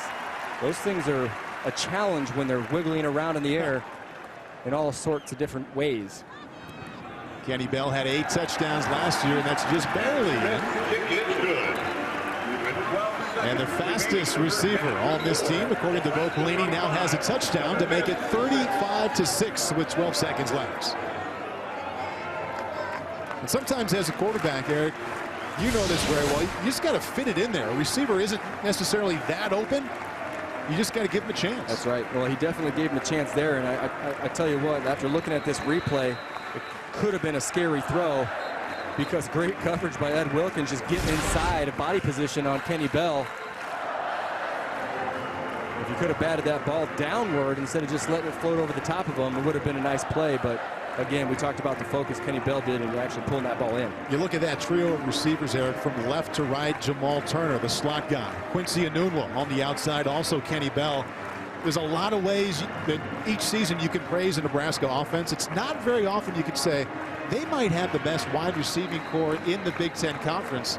You can make that argument this year. Well, and I think they do. And one of the things that's so hard for a defense to do is with that many guys, with 3 guys, and you spread them out on the field, I mean, who do you really focus on? You can't. I mean, that's the problem. There's going to be a mismatch somewhere defensively, and if they want to center out someone to go 2 against 1, then you leave an opening for someone else, maybe even in the running game.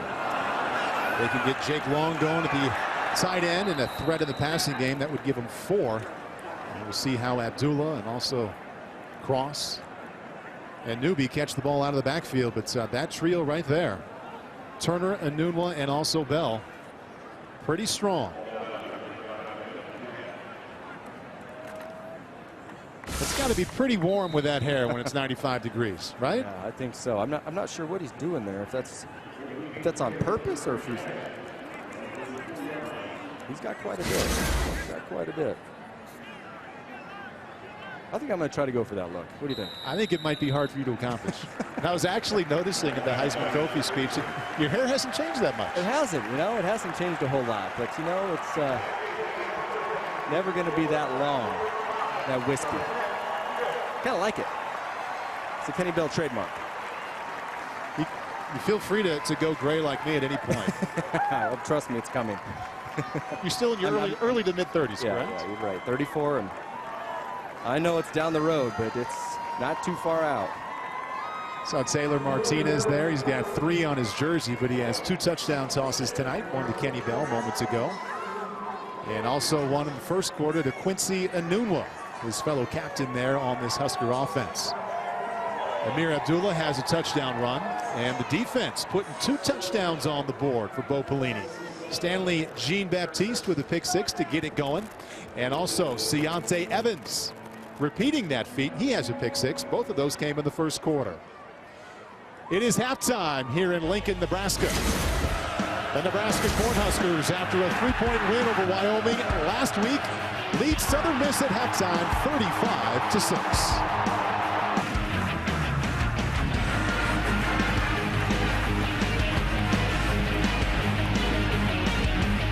BTN is brought to you by Auto Owners Insurance. Protect what matters most with an Auto Owners Insurance independent agent.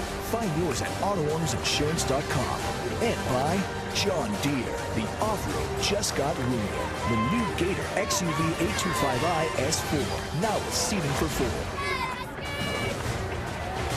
And before the third quarter begins with Nebraska on top of Southern Miss 35-6. Time now for tonight's Quicken Loans quarterback comparison between Alan Richford, senior for Southern Miss, and senior quarterback for Nebraska, Taylor Martinez. The number we don't see, Eric, is a 2, as in 2 interceptions for Alan Richford, both turning into interception returns for Nebraska. Oh, right. You look at the stats here, and it's about a 28-point swing. If you count those 2 touchdowns versus the 2 touchdown passes from Taylor Martinez, you got 28-point difference. Richford also had 2 interceptions late last week in the season opening loss to Texas State. And Taylor Martinez has not thrown a pick tonight. Done a nice job managing the game, not making poor decisions. Also has those 2 touchdown tosses, 1 to Enunwa and 1 to Kenny Bell. Kenny Bell lets that one go out of the end zone. And leading 35-6, Taylor Martinez going to come out here and begin from the 25-yard line. Holds 37 school records. Most important ones, total offense, passing yards, completions, and also passing touchdowns. Now has 51 total passing touchdowns in his career. And right now I'm a little bit curious to see what Tim Beck's going to do as an offensive coordinator. Is he going to go striking through the air? Is he going to be a little bit more conservative in the running game? And again, based on last week against Wyoming, I think they still want to get this offense running in game mode type situations. Amir Abdullah was the leading rusher for Nebraska in the first half. He had 12 carries for 55 yards, and he is the tailback in the backfield with Martinez to start this second half. Keeps it around the left side, reverses, and nowhere to go. Excellent job by that Southern Miss defense. That's Kalen Reed, defensive back there, to make the tackle. Well, Kalen Reed coming all the way up from the cornerback position, making a tackle. You can see it's a physical thing to do, to come out and pop a guy in the running game, especially Amir Abdullah, who's a physical runner. And those are the things that you have to do to start this second half off, is play physical, not let Nebraska really get more of a lead than they've got right now. Empty backfield, 3 wide receivers to Taylor's right and a pair to his left on second down 12. Abdullah now joins him in the backfield. Little roll to his right. Quincy Enunwa covered, and down goes Martinez. 2 plays, and the Husker offense moving in the wrong direction. Again, Taylor Martinez just getting outside the pocket. Really a designed roll play. You see the line kind of rolling out to the right, and Martinez just jogging down the sideline trying to pick up the outside play. But great coverage in the secondary by Southern Mississippi. It was never easy coming out of the halftime locker room on a hot day when you were in command to pick it up with that same intensity that allowed you to pick up that big lead in the first half. Abdullah out of the backfield on 3rd down and long. Nifty piece of running to get across the 30-yard line, gain of 7. And the punt team going to come out for the Nebraska Cornhuskers. And I know they're not very excited about what just happened right there. 3 and out coming out of the locker room, and this is supposed to be their opportunity to really put this game away more than it is right now. And I can tell you that there could be, I got a feeling that they're probably going to take another shot next time they get the ball, maybe downfield. I know rolling out like they did, but good coverage by Southern Miss. Guys staying home and playing physical in this very first drive of the second half. Huskers coming out, throwing it a couple times there, up 35-6. Sam Foltz lift a high one. And Southern Miss will begin on its own 33-yard line. Next weekend, it is another full slate of action as the Michigan Wolverines and Minnesota Gophers both play at noon, and the Spartans take on Youngstown State at 2 o'clock on the BTN alternate channel. Penn State hosting Central Florida, or you will see Washington and Illinois from Soldier Field. We'll close it out with Western Michigan and Northwestern next weekend on BTN and BTN to go. Go to btn.com/gamefinder to find the game available in your region. Southern Miss offense been all Alan Bridgeford in the passing game in the first half. As they get started on the run game, and Randy Gregory is there, Josh Mitchell is there. That first run play going nowhere. Running went nowhere for Southern Miss in that first half. Last week they were 24 carries for 23 total yards. In the first half against Nebraska, 9 carries, only 8 total yards. Well, I'll tell you what, they're playing with a lot more speed and intensity from the secondary position. You see Josh Mitchell coming up there and getting involved in the run game, and he's 10 yards back from the line of scrimmage. Huskers bring 4. Bridgeford off his back foot throws a strike. And that's a first down. Southern Miss, gain of 13 yards. And that's a total credit to the arm strength of Alan Bridgeford to stand in there with guys tied around his waist and his feet to be able to complete that pass. Marquise Triplett with the first down reception. And a second consecutive first down pass, or a pass that goes for a first down. Outside. 2 completions later, Southern Miss now inside Nebraska territory. Once again, Huskers bring 4. Plenty of time for Bridgeford, and this is going to be a touchdown, Southern Miss. Ricky Bradley. First touchdown of the day for Alan Bridgeford and the Golden Eagles. Well, that's just extreme patience right there by Alan Bridgeford to set this throw up. And you'll see right here his patience in the pocket. He sits, he waits, and then throws that ball right down the middle of the field. Stanley Jean-Baptiste just got beat with a little head nod on the outside. Freed him up for a few extra yards in pass. Alan Bridgeford, first of all, getting excellent protection from the offensive line and showing nice patience and good touch. Ricky Bradley, the first touchdown of the day for Southern Miss. Football on BTN is brought to you by Auto Owners Insurance. Protect what matters most with an Auto Owners Insurance independent agent. Find yours at AutoOwnersInsurance.com. And by John Deere. The off-road just got real. The new Gator XUV 825i S4. Now with seating for 4. Alan Bridgeford, Southern Miss quarterback, taking a break, getting a drink, talking to the coaches upstairs after firing a 41-yard touchdown pass to Ricky Bradley to make it 35-13 Nebraska. Here comes Kenny Bell. Had a receiving touchdown in the first half, now turns on the Jets. Kenny Bell down the sidelines, one man to beat, shoved out of bounds inside the Southern Miss 40-yard line. And that's exactly what Kenny Bell brings to the table, is that blazing speed. You give him a crease, he's going to take it, and what a nice play coming off of a tough series of 3 and out last time they had the ball. Kenny Bell, little patience, and now I get to show that speed. 63 yards down the right side.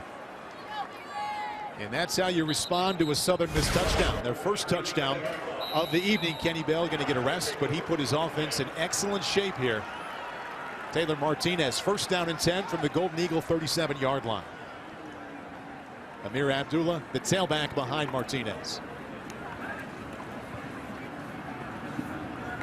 Off the right side, found a way to burst through. Amir Abdullah, no flags, touchdown Huskers.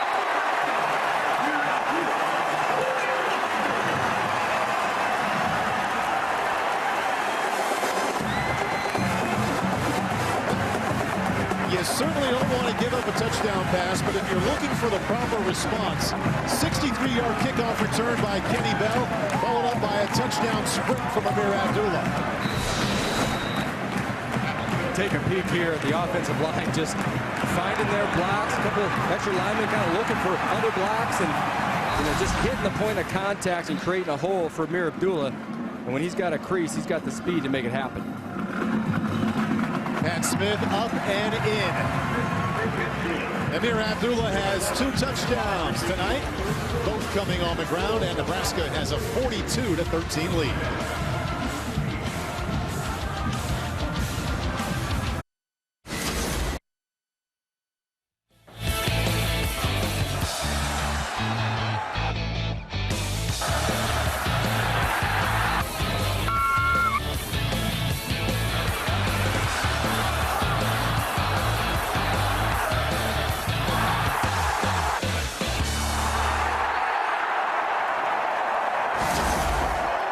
And there's a snapshot with some music there. What we've seen so far, Nebraska, a lot of reason to smile for everyone inside here, supporting the Big Red, 42-13.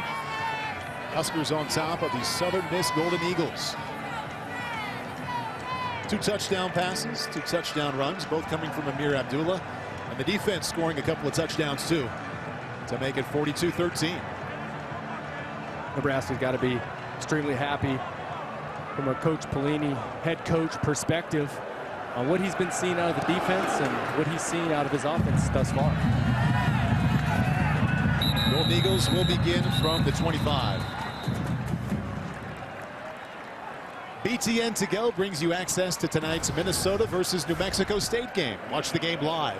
BTN To Go now available for free to all major subscribers who receive BTN through their cable, satellite, or participating video providers. Tonight, 8 Eastern, only on BTN To Go. I know our former Husker I-back, Damon Benning, has an appreciation for what we just saw from Amir Abdullah. Yeah, really hard to get an appreciation for how good that run was. You talk about seeing the crease and being the crease. It looked to be contained. I could see where Southern Miss maybe exhaled.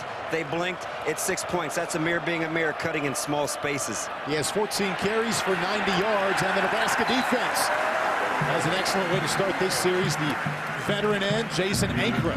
The first one there, that's a loss of 5. And Jason Ankra really makes this play by getting to the outside and making him turn this run back inside. Right there with Randy Gregory and Vincent Valentine, where all his help is coming from. So a great heads-up play, great smart play by Randy Gregory. So bring down the receiver. Jason Ankra. There you go, number 9, bringing down number 1 for Southern Miss, Tyreone Holmes, the freshman wide receiver. It's 2nd down, 15. Richford had Randy Gregory breathing down his neck, and Keontae Evans has 2 interceptions tonight. You can definitely tell the effect that Randy Gregory has had in the pass rush game today. Guys, I got to tell you, Keontae Evans played this so well. He flashed in front of the motion and basically turned into a flat defender. He tried to look him off with his eyes. He didn't get baited. He sat. And Katie barred the door on that one. That's just a great player making a great play. That's what playmakers do, guys. Bo Pelini yesterday, Damon told us that number 44 was his best pass rusher. Keontae Evans, his most veteran corner. He has 3 interceptions this season already. And he did that one with his brains. Taylor Martinez has another touchdown toss. That one to Sam Birch, 26 yards out.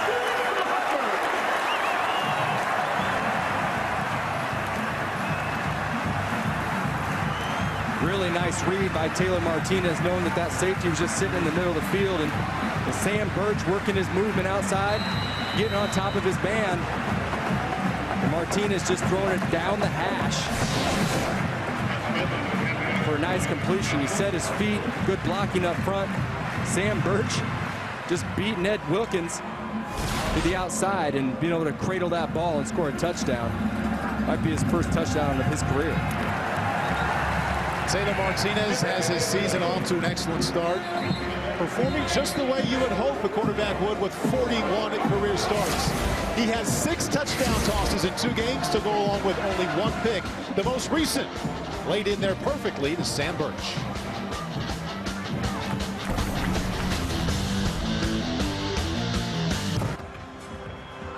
Take another look here at the impact players you highlighted at the top of the broadcast, Eric. Exactly. I mean, we've seen what Quincy Enunwa's done today. 4 receptions, 47 yards, a touchdown. They went to him a couple other times. Keontae Evans, the 1 touchdown reception and the 1 interception here, being very smart. Taylor Martinez doing a really nice job, Eric, of spreading that football around. His numbers tell you he's 15 out of 23, 3 touchdowns and 0 interceptions. That's very good. You look inside those numbers, spreading it around really well. 7 different Huskers that caught passes already. Right, that's just smart plays by Taylor Martinez and doing the right things and making the right reads and feeling comfortable in the pocket. Line protection, running backs protecting great. Justin Sims from a yard deep. Brought down by Harvey Jackson.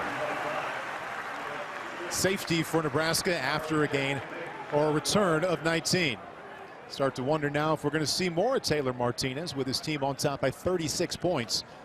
10:26 left in the third. What do you think? Yeah, I think it's an opportunity right now maybe to get some backups in the game.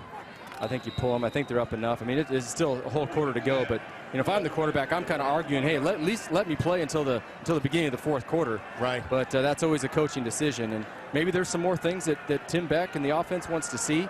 Maybe there's some more looks that they're wanting to feel more comfortable with in the running game and the read option game and the quick passing game.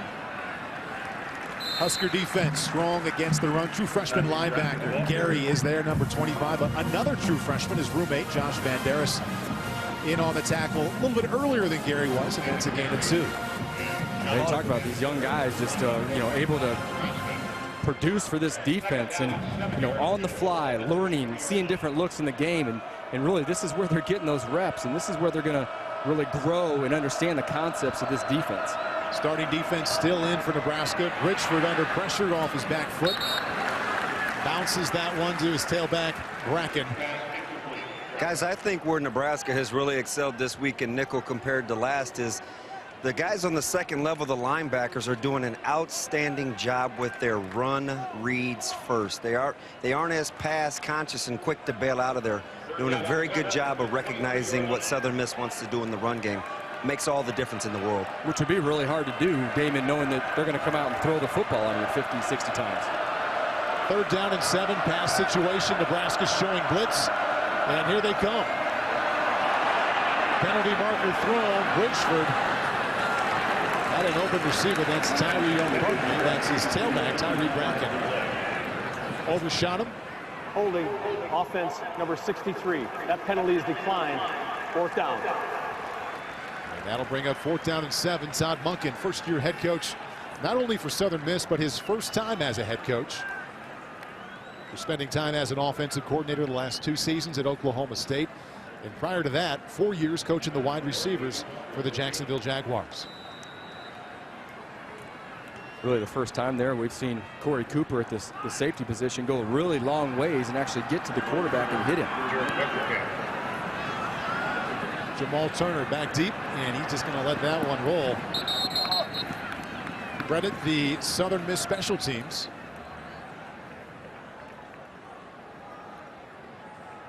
Nebraska going to start out now deep in their own territory.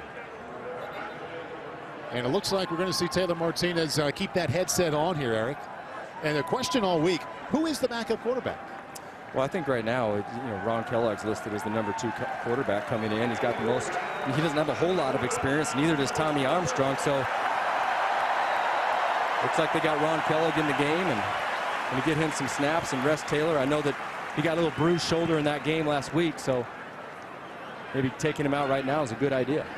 Last year, Kellogg was the top backup to Martinez. Amir Abdullah still in the game. Just a little bit ago, we saw that same kind of burst end up in the Southern Miss end zone. And he is now approaching 100 yards. And there's a good look at Ron Kellogg III, the senior. Did not play his first 3 years on campus, the top backup last year. Limited action. Now in to run the show as Taylor Martinez goes to the bench. Martinez 15 out of 23, 170 yards, 3 touchdowns and no interceptions on his evening. Touchdown to interception ratio impressive so far this season for Taylor, 6-1. Wow, it's pretty impressive, and the explosiveness that he brings to the team. And taking a break here on the sideline and just enjoying watching the game. And that's what happens. You put all the work in during the week, prepare for the game, be smart. You're able to enjoy the second half on the sideline and grab yourself a hot dog. Always felt good to watch it from the sideline after he played well and the team was up. See Taylor there going to enjoy just that. He likes looking at the scoreboard right now, seeing it's 49-13. His Huskers on top. And the injured Southern Miss Golden Eagle, Tarek Wright. Good to see him up and walking off the field. Guys, let's not get confused. We watched them salt away a lead with 8 to play in the fourth quarter a week ago. They won't relax. Don't be fooled by the fact that Kellogg's getting snaps. They'll keep this thing churning and try to keep it at a high level. Amir Abdullah now with 16 carries for 110 yards, his 8th 100-yard rushing game of his career, and he's 2 for 2 in that category here this season. Terrell Newby, the true freshman tailback, is now in. Kellogg to the air, finds Newby, and excellent tackle. Newby did a nice job of keeping his feet. He appeared to be down as Jalen Richard made the hit. That's a loss of 4. Well, that's pretty good balance by Newby, but Kellogg makes that quick pass, sees the rush coming from the outside, and didn't get his knee on the ground. So you got to keep that power moving, keep those legs going. 3rd down and 10. Ron Kellogg, the backup quarterback, in for Taylor Martinez. After Martinez enjoyed a fine night, Kellogg, I believe he would have had a first down easily if it wasn't for a little bump there with a member of the officiating crew. Picks up 10, and that's going to be a matter of the spot because he is right at the sticks. See Kellogg looking downfield for the throw, and then quickly comes off it, knowing that he only had 5 yards to get a first down. Really close to the sticks.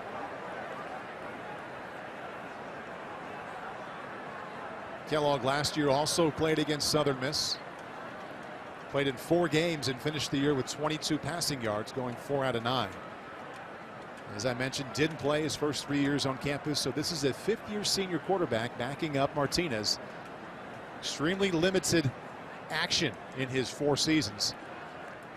Invaluable time for him. I'll tell you what, that's a heads-up play by Kellogg. You know, not throwing it late down the field. If you're not seeing it, then don't throw it. Hard to imagine they would go for it here, right?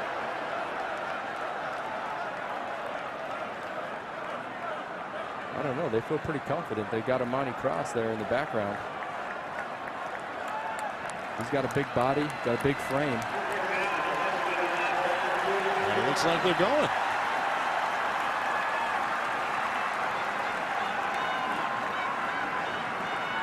Southern Miss stuck in the line. Quiet night so far for Cross, only 1 carry. Kellogg looking over the sideline, getting the play call. Plenty of time in the play clock, now at 12. And there's Amani Cross. A little extra effort and a late surge, and he's going to have just enough for that Husker first down.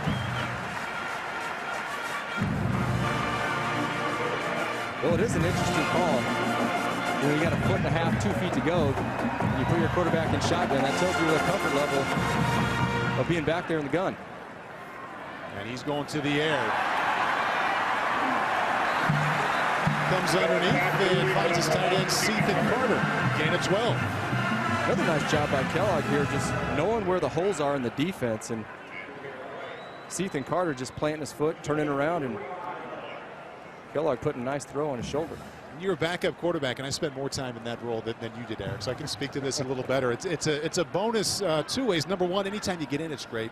But when you get in and they allow you to throw the football like he is right here, 2 consecutive completions for Ron Kellogg, it's not only getting used to what it's like to call a play and get up there and run the offense, but when you get to make decisions against a live defense, it's something you just can't do in practice. That's a gain of 6. No, you really can't, but this brings a lot of value. What's happening right now with Nebraska getting a backup quarterback in the game and getting some snaps is that it will be a long season in the Big Ten, and there could be times where Taylor Martinez gets hurt unexpectedly and has to come out of the game. And when you feel confident as a backup quarterback, you can come in and deliver those throws and call the right plays and make the right checks. This is exactly what you need on your team. 2 guys that can go out there and drive the football down the field and score and help your team to victory. I think it's safe to say Taylor Martinez likes playing against Southern Miss. You go back to what he did last year against the Golden Eagles, and in 2 seasons, 41 out of 57, 8 touchdowns and 0 picks. Taylor going to watch the rest of this game from the sideline, watching his backup Ron Kellogg run the show now. A couple of consecutive completions there. And it's 1st and 10 from the 35. Looks comfortable in the pockets and throws into coverage. Intended receiver Jordan Westerkamp. I saw 1 Husker and 3 Golden Eagles there. Well, I'll tell you what, he had some pressure up the middle, and I don't know if that was Spencer Long on the block or not, but he had a little pressure in his face and had to just step to the side, and I think that really what threw his attention off his receivers. See what Taylor did last year against Southern Miss, a season high in completions, also with the 5 touchdowns, and you add 3 touchdowns tonight, and 0 picks in the 57 attempts against Southern Miss the last 2 seasons. Another good decision, and that's Quincy Enunwa for a gain of 10.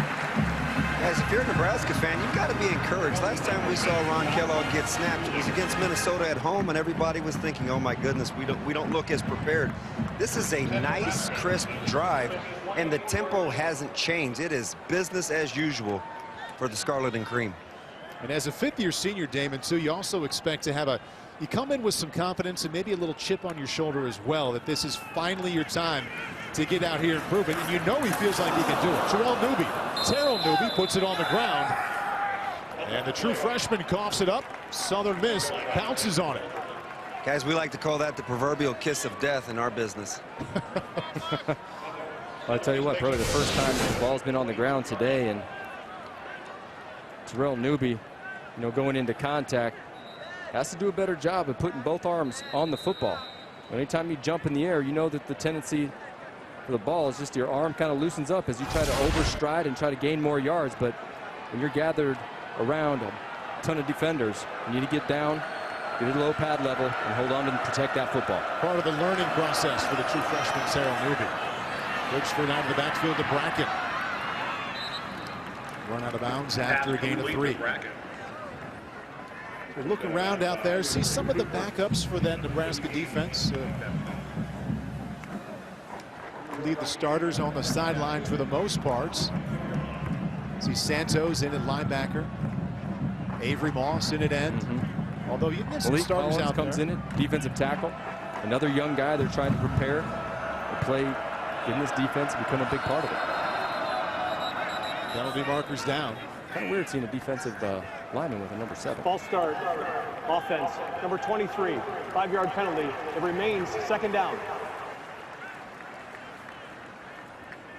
What I like about Todd Monken's resume, the head coach at Southern Miss, 2 years ago at Oklahoma State with a pair of first-rounders in Brandon Wheaton and Justin Blackman, of course he's going to have big numbers.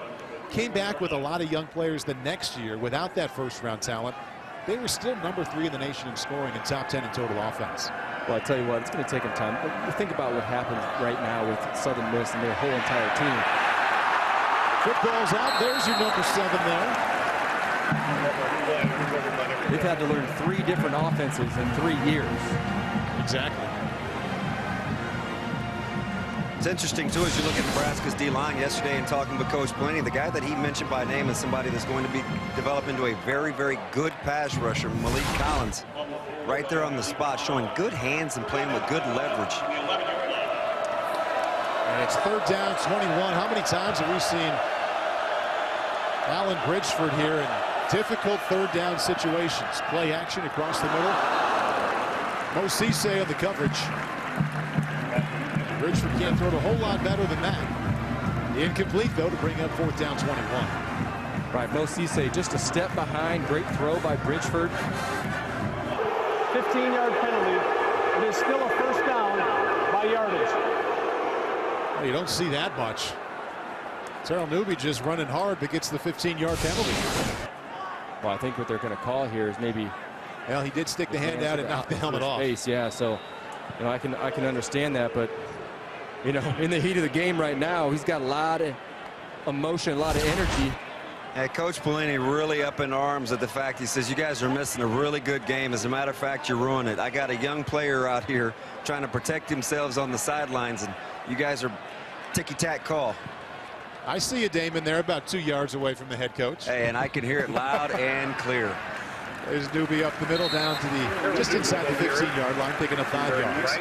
And you watch these tailbacks, number 34, the true freshman, Terrell Newby. You know what Amir Abdullah is about. Over 100 yards again today. Amani Cross, just a workhorse power back. You can see why last week, out of 85 plays, they ran it 63 times. Yeah, right. Truly, 2 men in the truck. Cross is the hammer. These two guys, and Newby growing up right before your eyes. Third quarterback we've seen tonight for Nebraska. This is Tommy Armstrong, the redshirt freshman. Thought about pitching it, kept it himself. Southern Miss defense does a good job of playing that one to keep it to a game of 2. Well, he did attack the line a lot faster on that play, and you got to wonder, you know, having the confidence now after coming off that little minor surgery Damon spoke of earlier, is that this is that confidence booster. This is where you get in the game action, you get hit a few times, you forget about your knee, or you forget about that you had surgery. If you're feeling good, and it doesn't look like he's missed a hitch in a step at all, so he's feeling pretty good out there. This is a great opportunity for him to knock out the butterflies. The thing that's encouraging from down here is you listen to these guys talk to one another.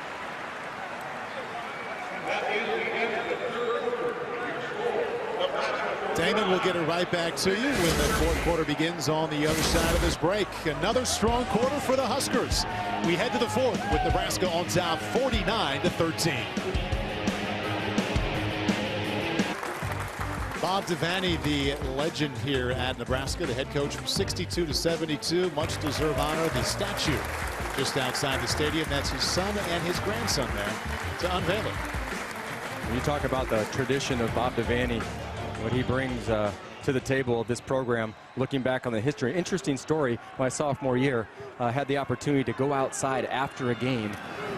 Somebody called me over. I got inside this maroon Cadillac. They said, Eric, sit down in this car.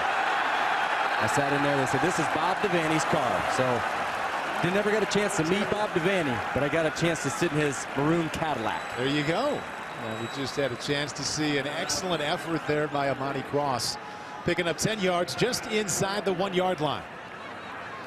The sophomore out of Gainesville, Georgia, and he goes ahead and finishes what he just started. Amani Cross, touchdown Huskers, 55-13. Well, I think the conclusion of this drive right here is Terrell Newby, Tommy Armstrong, the youth, the future that you're seeing in Nebraska, the building of depth. This is what they're looking for. They're looking at some young linemen. How are they going to play? How are they going to perform in big games? And when they get opportunities, it's a big game for the guys that are stepping in as the second team, third team guys, because this is their opportunity to prove that they belong in their position and that they can play it. Amir Abdullah, a couple of touchdown runs tonight. Amani Cross now has his first, and it's 56-13. There is Bob Devaney, legendary coach from 62 to 72. The statue now just outside the building in Nebraska of 56-13.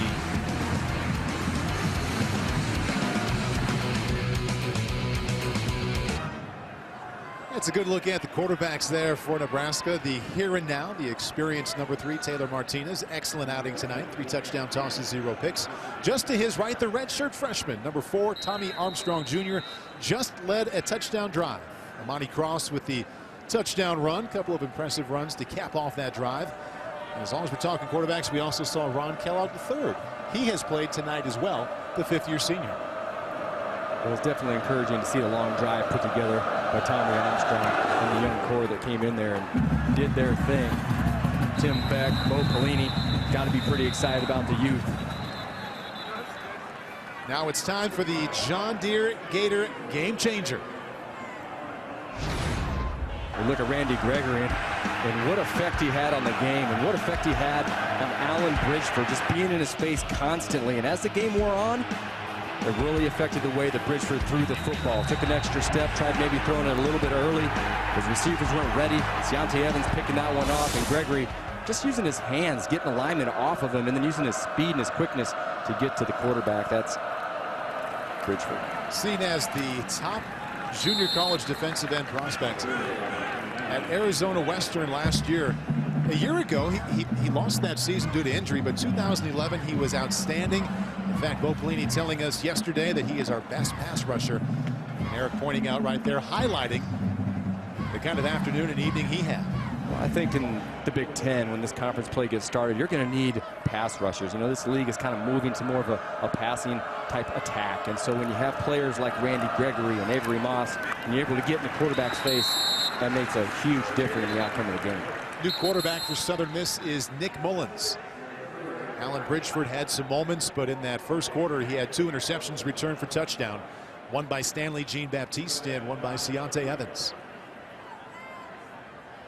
And maybe Southern Miss doing a little bit of the same thing that Nebraska is here. Try to get some of the young guys in, and you're talking about a true freshman right here, Nick Mullins, and get him some snaps in a game that, you know, of course the game's out of hand, but an opportunity to see what he can do in a game type situation. Can he pick up the reads? Can he relax the nerves? Can he make the right throws? So we'll see what happens here on this drive. Mullins with some anxious feet there, dumps it out of the backfield. Brackens run out of bounds by Daniel Davey, backup corner here. Penalty marker down at the 21-yard line.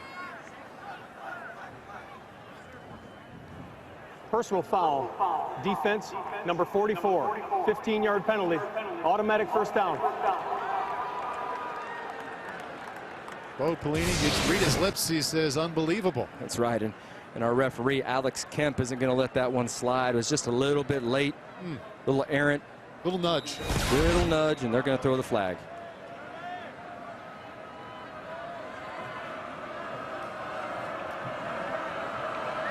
First down and 10 from the 45. Southern Miss run game. Out to the 50-yard line, gain of 5. Let's go to Chicago and check in with Dave Rebson.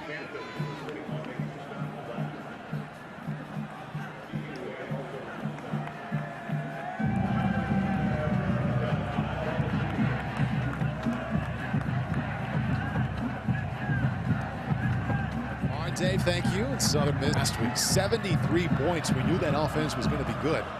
Looking forward to watching the Hoosiers work this fall. Nebraska defense getting gashed here a little bit on the ground the last couple of plays. After a gain of 5, that one good for 8 yards.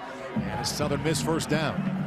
Well, you got some young guys in there still, and and one of the things that they're looking for is who can play in a situation, who can raise that energy level on defense. And there's still no really proven starters out there. I mean, you're only in the 2nd game of the season. They're still looking for young guys, even those sophomores, guys that are playing together. How do they complement one another? Are they playing within our system? We're looking for guys to make plays that can make a big difference in this defense in the long run of the season. First down and 10 now for the Golden Eagles off that left side. Nebraska defense there, no gain.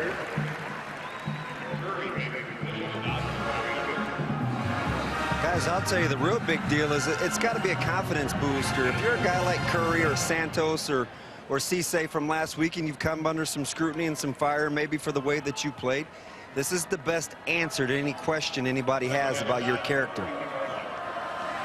Come back on Saturday and play well the next time. Best thing you can do. Second down, 9 now from the 41.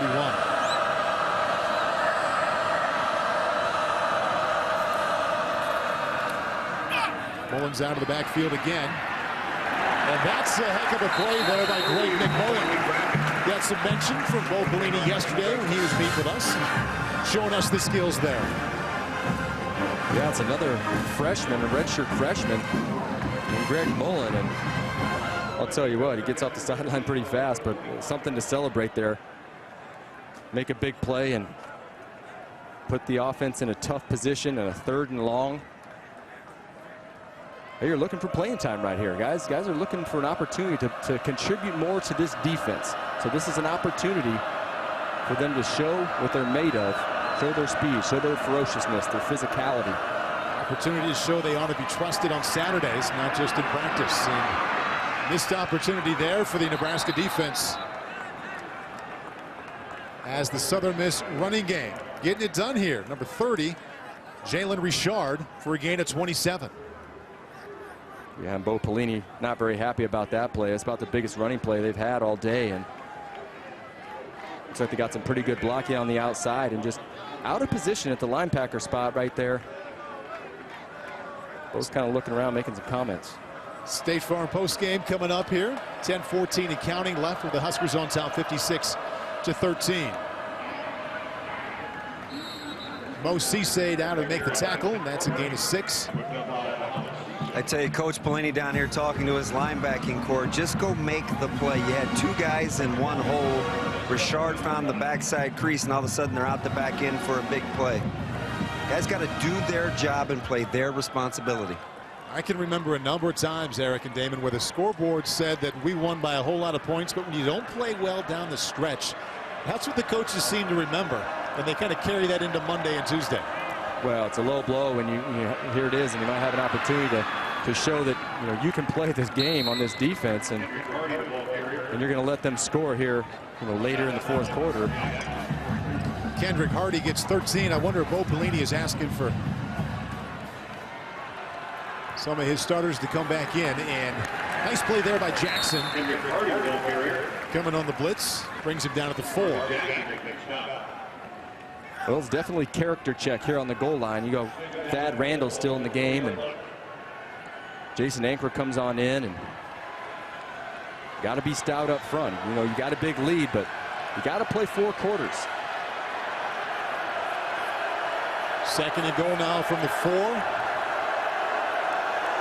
Zaire Anderson still in the game, as Eric pointed out. Starter Thad Randall, number 53, also still in there.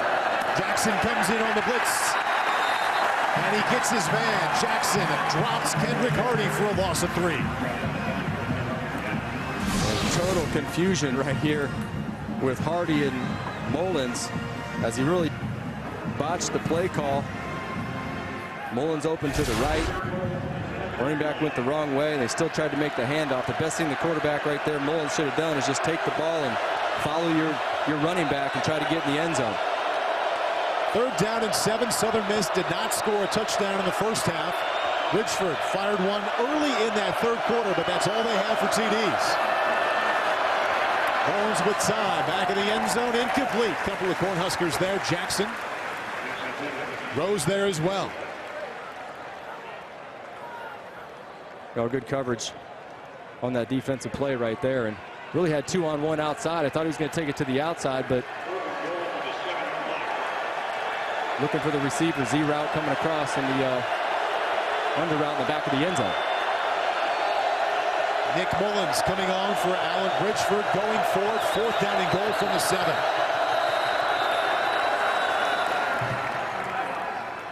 Timeout called by Southern Miss. 8:02 left. Nebraska on top, 56-13. The intensity on the faces of those Nebraska coaches. Forget about the scoreboard. We've got 4th and goal coming up. Football on BTN is presented by you. It's your kind of luxury. And brought to you by State Farm. For auto, home, life, and banking, get to a better state. 2nd largest crowd ever here at Memorial Stadium, over 90,000. You don't see many empty seats, even though Nebraska up 56-13. Feel a lot of energy here on 4th down and goal from the 7.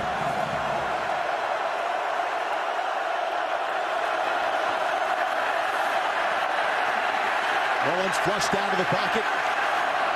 Going back across his body. That ball is picked off. Nebraska holds on 4th and goal. Corey Cooper. Nebraska now has 3 interceptions this evening. And that's really exciting by the defense to get this interception on the goal line. That is a huge play. I thought it was interesting that they brought Michael Rose and Zaire Anderson both in so they could get those run fits if they decided to run that football. But they did a great job in coverage and extending this play. And you see Avery Moss on the outside battling and fighting. Almost got close to Mullins, and then Mullins decides to throw the errant pass, and Corey Cooper's right there to pick it off. There's about 4 defenders. He should have just took that one and tried to get a touchdown by running it, but knew he was going to get INT right there. Expect the Nebraska run game here to take over. Terrell Newby, talented freshman, and he picks up 2. Now with the score, go ahead, Damon, go ahead. Hey, it's the game within the game down here, too. During the long television break in the timeout, you literally have veterans like Josh Mitchell and Banderas, if you want to call him a veteran tonight, telling the younger guys how to play the coverage versus Southern Miss's set. And lo and behold, they brought pressure with Rose. Turnover in the red zone. That's how you got to play good total team defense. Hey, Damon, how do you think the defense responded today? Obviously, the scoreboard says pretty well, 56-13, but what did you see on the field after the talk all week was about that 600 yards of total offense they gave up against Wyoming? Well, I think they showed two things. Number one, they got a little rubber band, a little bounce back, a little snap back ability where they came back with their daubers down and played hard. Number two is the communication has been at the utmost. They've talked and they've made adjustments. We've seen the drag route, the flare, the back leave the backfield, and Nebraska make adjustments and play better. That's what you're looking for from week 1 to week 2. The injured Golden Eagle being helped off the field, number 97, Raheem Nunez Roches, defensive lineman.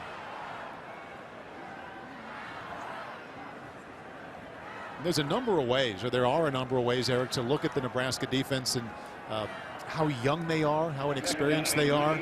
We talked about the fact that there are 10 redshirt or true freshmen on the 2 deep. Another way is looking at it, 8 of the top 10 tacklers from last year are gone. That's right. You're relying on young players to make plays, and Bo Pelini knows that. He doesn't have the depth that he really like right now, but this is how you build it. You build depth by getting those young guys in. Offside. Defense. Contact was made by number 46. 5-yard penalty. Second down. Let's go back to Chicago and check in quickly with Dave Revson.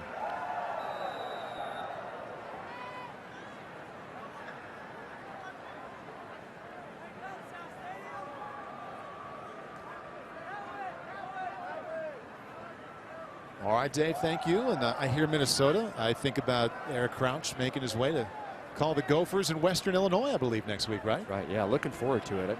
You know, the game itself and what Minnesota has done with Jerry Kill in their 3rd year, I'm really excited to see what they can do and watch them in person and visit with Coach Kill and just understand his demeanor. That's one thing I've really enjoyed about him, being in media days. Seems like a great coach, a great fit for Minnesota. As long as we're talking next week and we're looking at Bo Pelini, I wonder if he's thinking at all, and probably not yet, but one of the biggest games, not only the Big Ten, but in the entire nation next week, going to take place right here. A couple of nationally ranked teams, Nebraska, UCLA. Well, I think initial thoughts. Right, exactly. It's a huge game, you know, UCLA and what they can do in the running game, and Brett Hundley in the passing game. And, you know, they're bringing a top-notch quarterback here to Lincoln to play, and they've got some speed, they've got some talent, and they are going to run the football and throw it. They're going to be unbalanced. They're going to move fast, and I think that Nebraska has got a lot of work to do defensively to try to stop that. Still, even though this is the 2nd game, they've done better. This is really encouraging for them going into a big game against UCLA next week. Number 22, the I-back now for Nebraska, is King Frazier. Damon, I want you to come on back in here. You mentioned that the Nebraska defense had the rubber band ability. I think I might have made up a term there, but you said they bounced back and played well here today. How do you think the Husker D going to match up against that UCLA offense? Well, it's going to be the consummate cat and mouse. I mean, Nebraska's got a lot of tape on what UCLA did to them last year to have some success in 2.5 of those 4 quarters. And Nebraska wants a little bit of payback. So I think as the young guys grow, they'll use tonight as kind of a springboard. And then the good portion of next week will be about film study. Ricky Hundley and company were explosive in week 1 in racking up a ton of yards. And then they've got the old footage from last year to remind them of what they need to do to grow and get better this week. Guys, what do you know about this Nebraska team? And you can start with the offense or go to the defense here on 2nd down and 1. As the Huskers pick up another 1st down. Now they are inside of Southern Miss territory once again after a gain of 6. Eric, I'll start with you. 8 days ago, you hadn't seen this team play yet. Now you've watched them play 2 different times. What do you know now that you didn't know last Friday? Well, offensively, I think the talk is protecting the football. You know, Taylor Martinez not making that bad decision late down the field or throwing a pass that's really not there, but tucking it and running when he has the opportunity and taking care of the football. You know, no fumbles, no turnovers. I think that's so key when it comes from a senior leader and a quarterback and a captain for your team. Now, defensively, I think we're all pretty shocked at what happened. I think you really have to credit the Wyoming team and what they brought to the table and how they prepared for that game. And Brett Smith is a heck of a quarterback, and I think they understand that. And so they saw that, but coming into tonight and being able to be physical and stop the run and stop the throws is huge. Holding. Offense, I think for me it's easy. I can sum it up in one word, and it's resiliency. The way that Nebraska could hang in there and show resiliency from week 1 to week 2. And after I get over them being resilient, guys, it's their ability to learn. to apply what we've heard all week. This staff talked a lot about, hey, it's about correcting the little things and staying with the process. I know fans get tired of hearing about the process, but when you see it manifest itself tonight, it gives you hope that going into next week against a very explosive bunch, that the Teflon-like qualities and the resiliency that they've showed going from week 1 to week 2 will serve them well against UCLA. And Eric, you mentioned how well Taylor Martinez has taken care of the football so far through 2 games. I think you could point to a number of ways to say, hey, he's played very well, just as you would expect someone who started 41 games. I go right to that touchdown-to-interception ratio. 6 TDs and only 1 interception. Right. You add that kind of efficiency with the kind of threat he is outside the pocket when he needs to be.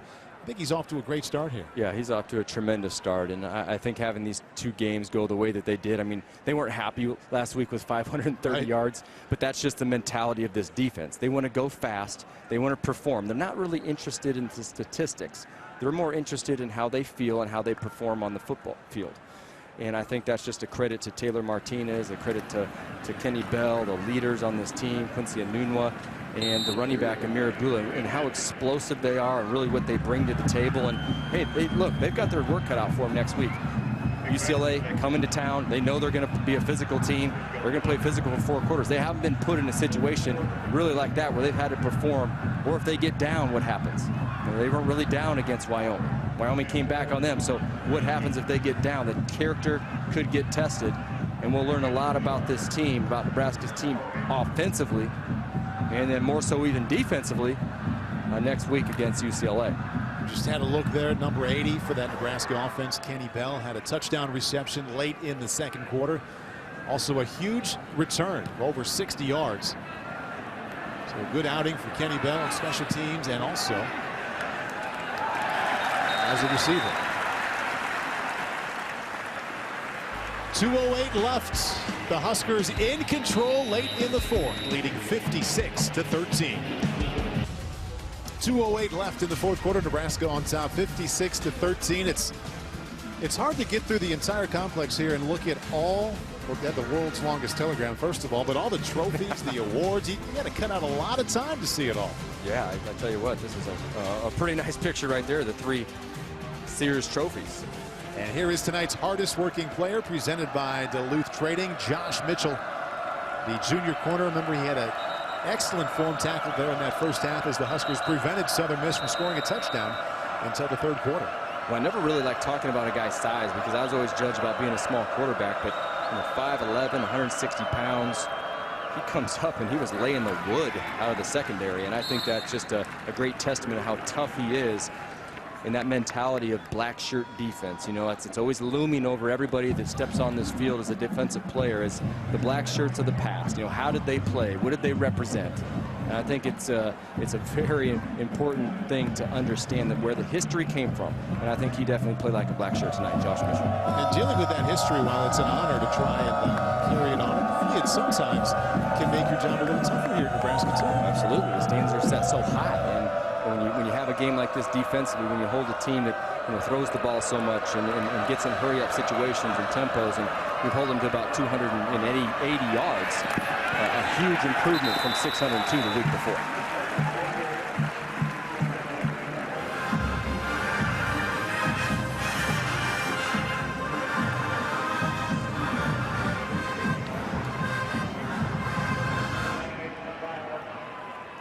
Approaching the 1-minute mark as Nebraska up 56-13. Taylor Martinez had a big afternoon or a big evening. 15 out of 23, 3 touchdowns and no interceptions. Amir Abdullah, 2 games this season, both over 100 yards. 17 carries, $114, and a couple of touchdowns. And his yards per carry, not bad at 6.7. And after so many questions and so much discussion about the Husker defense, at least for a week, they can put those aside. 2 times in that first quarter, the Black Shirts put points on the board. Stanley Jean-Baptiste had a pick 6. Moments later, so did Ciante Evans, and the Huskers were off and running at that point. This one never in doubt for Bo Pelini. Gives a hug to an old friend, Todd Monken. They coached together at LSU in 2005 and also 2006. Taylor Martinez, big afternoon, big evening, and the Huskers improved to 2-0 56-13. Quickly, Eric, your final thoughts on what you saw tonight? Well, I thought it was a tremendous game for Nebraska. It came in. I know the big question mark was defense, and I think they proved that they can improve and that they're smart players and they can learn a lot from Coach Pelini and John Papuchis in that film study. Huskers win 56-13. For Eric Crouch and Damon Benning, I'm Paul Burmeister. Thanks for being with us in Lincoln. We send you now to Indiana Navy.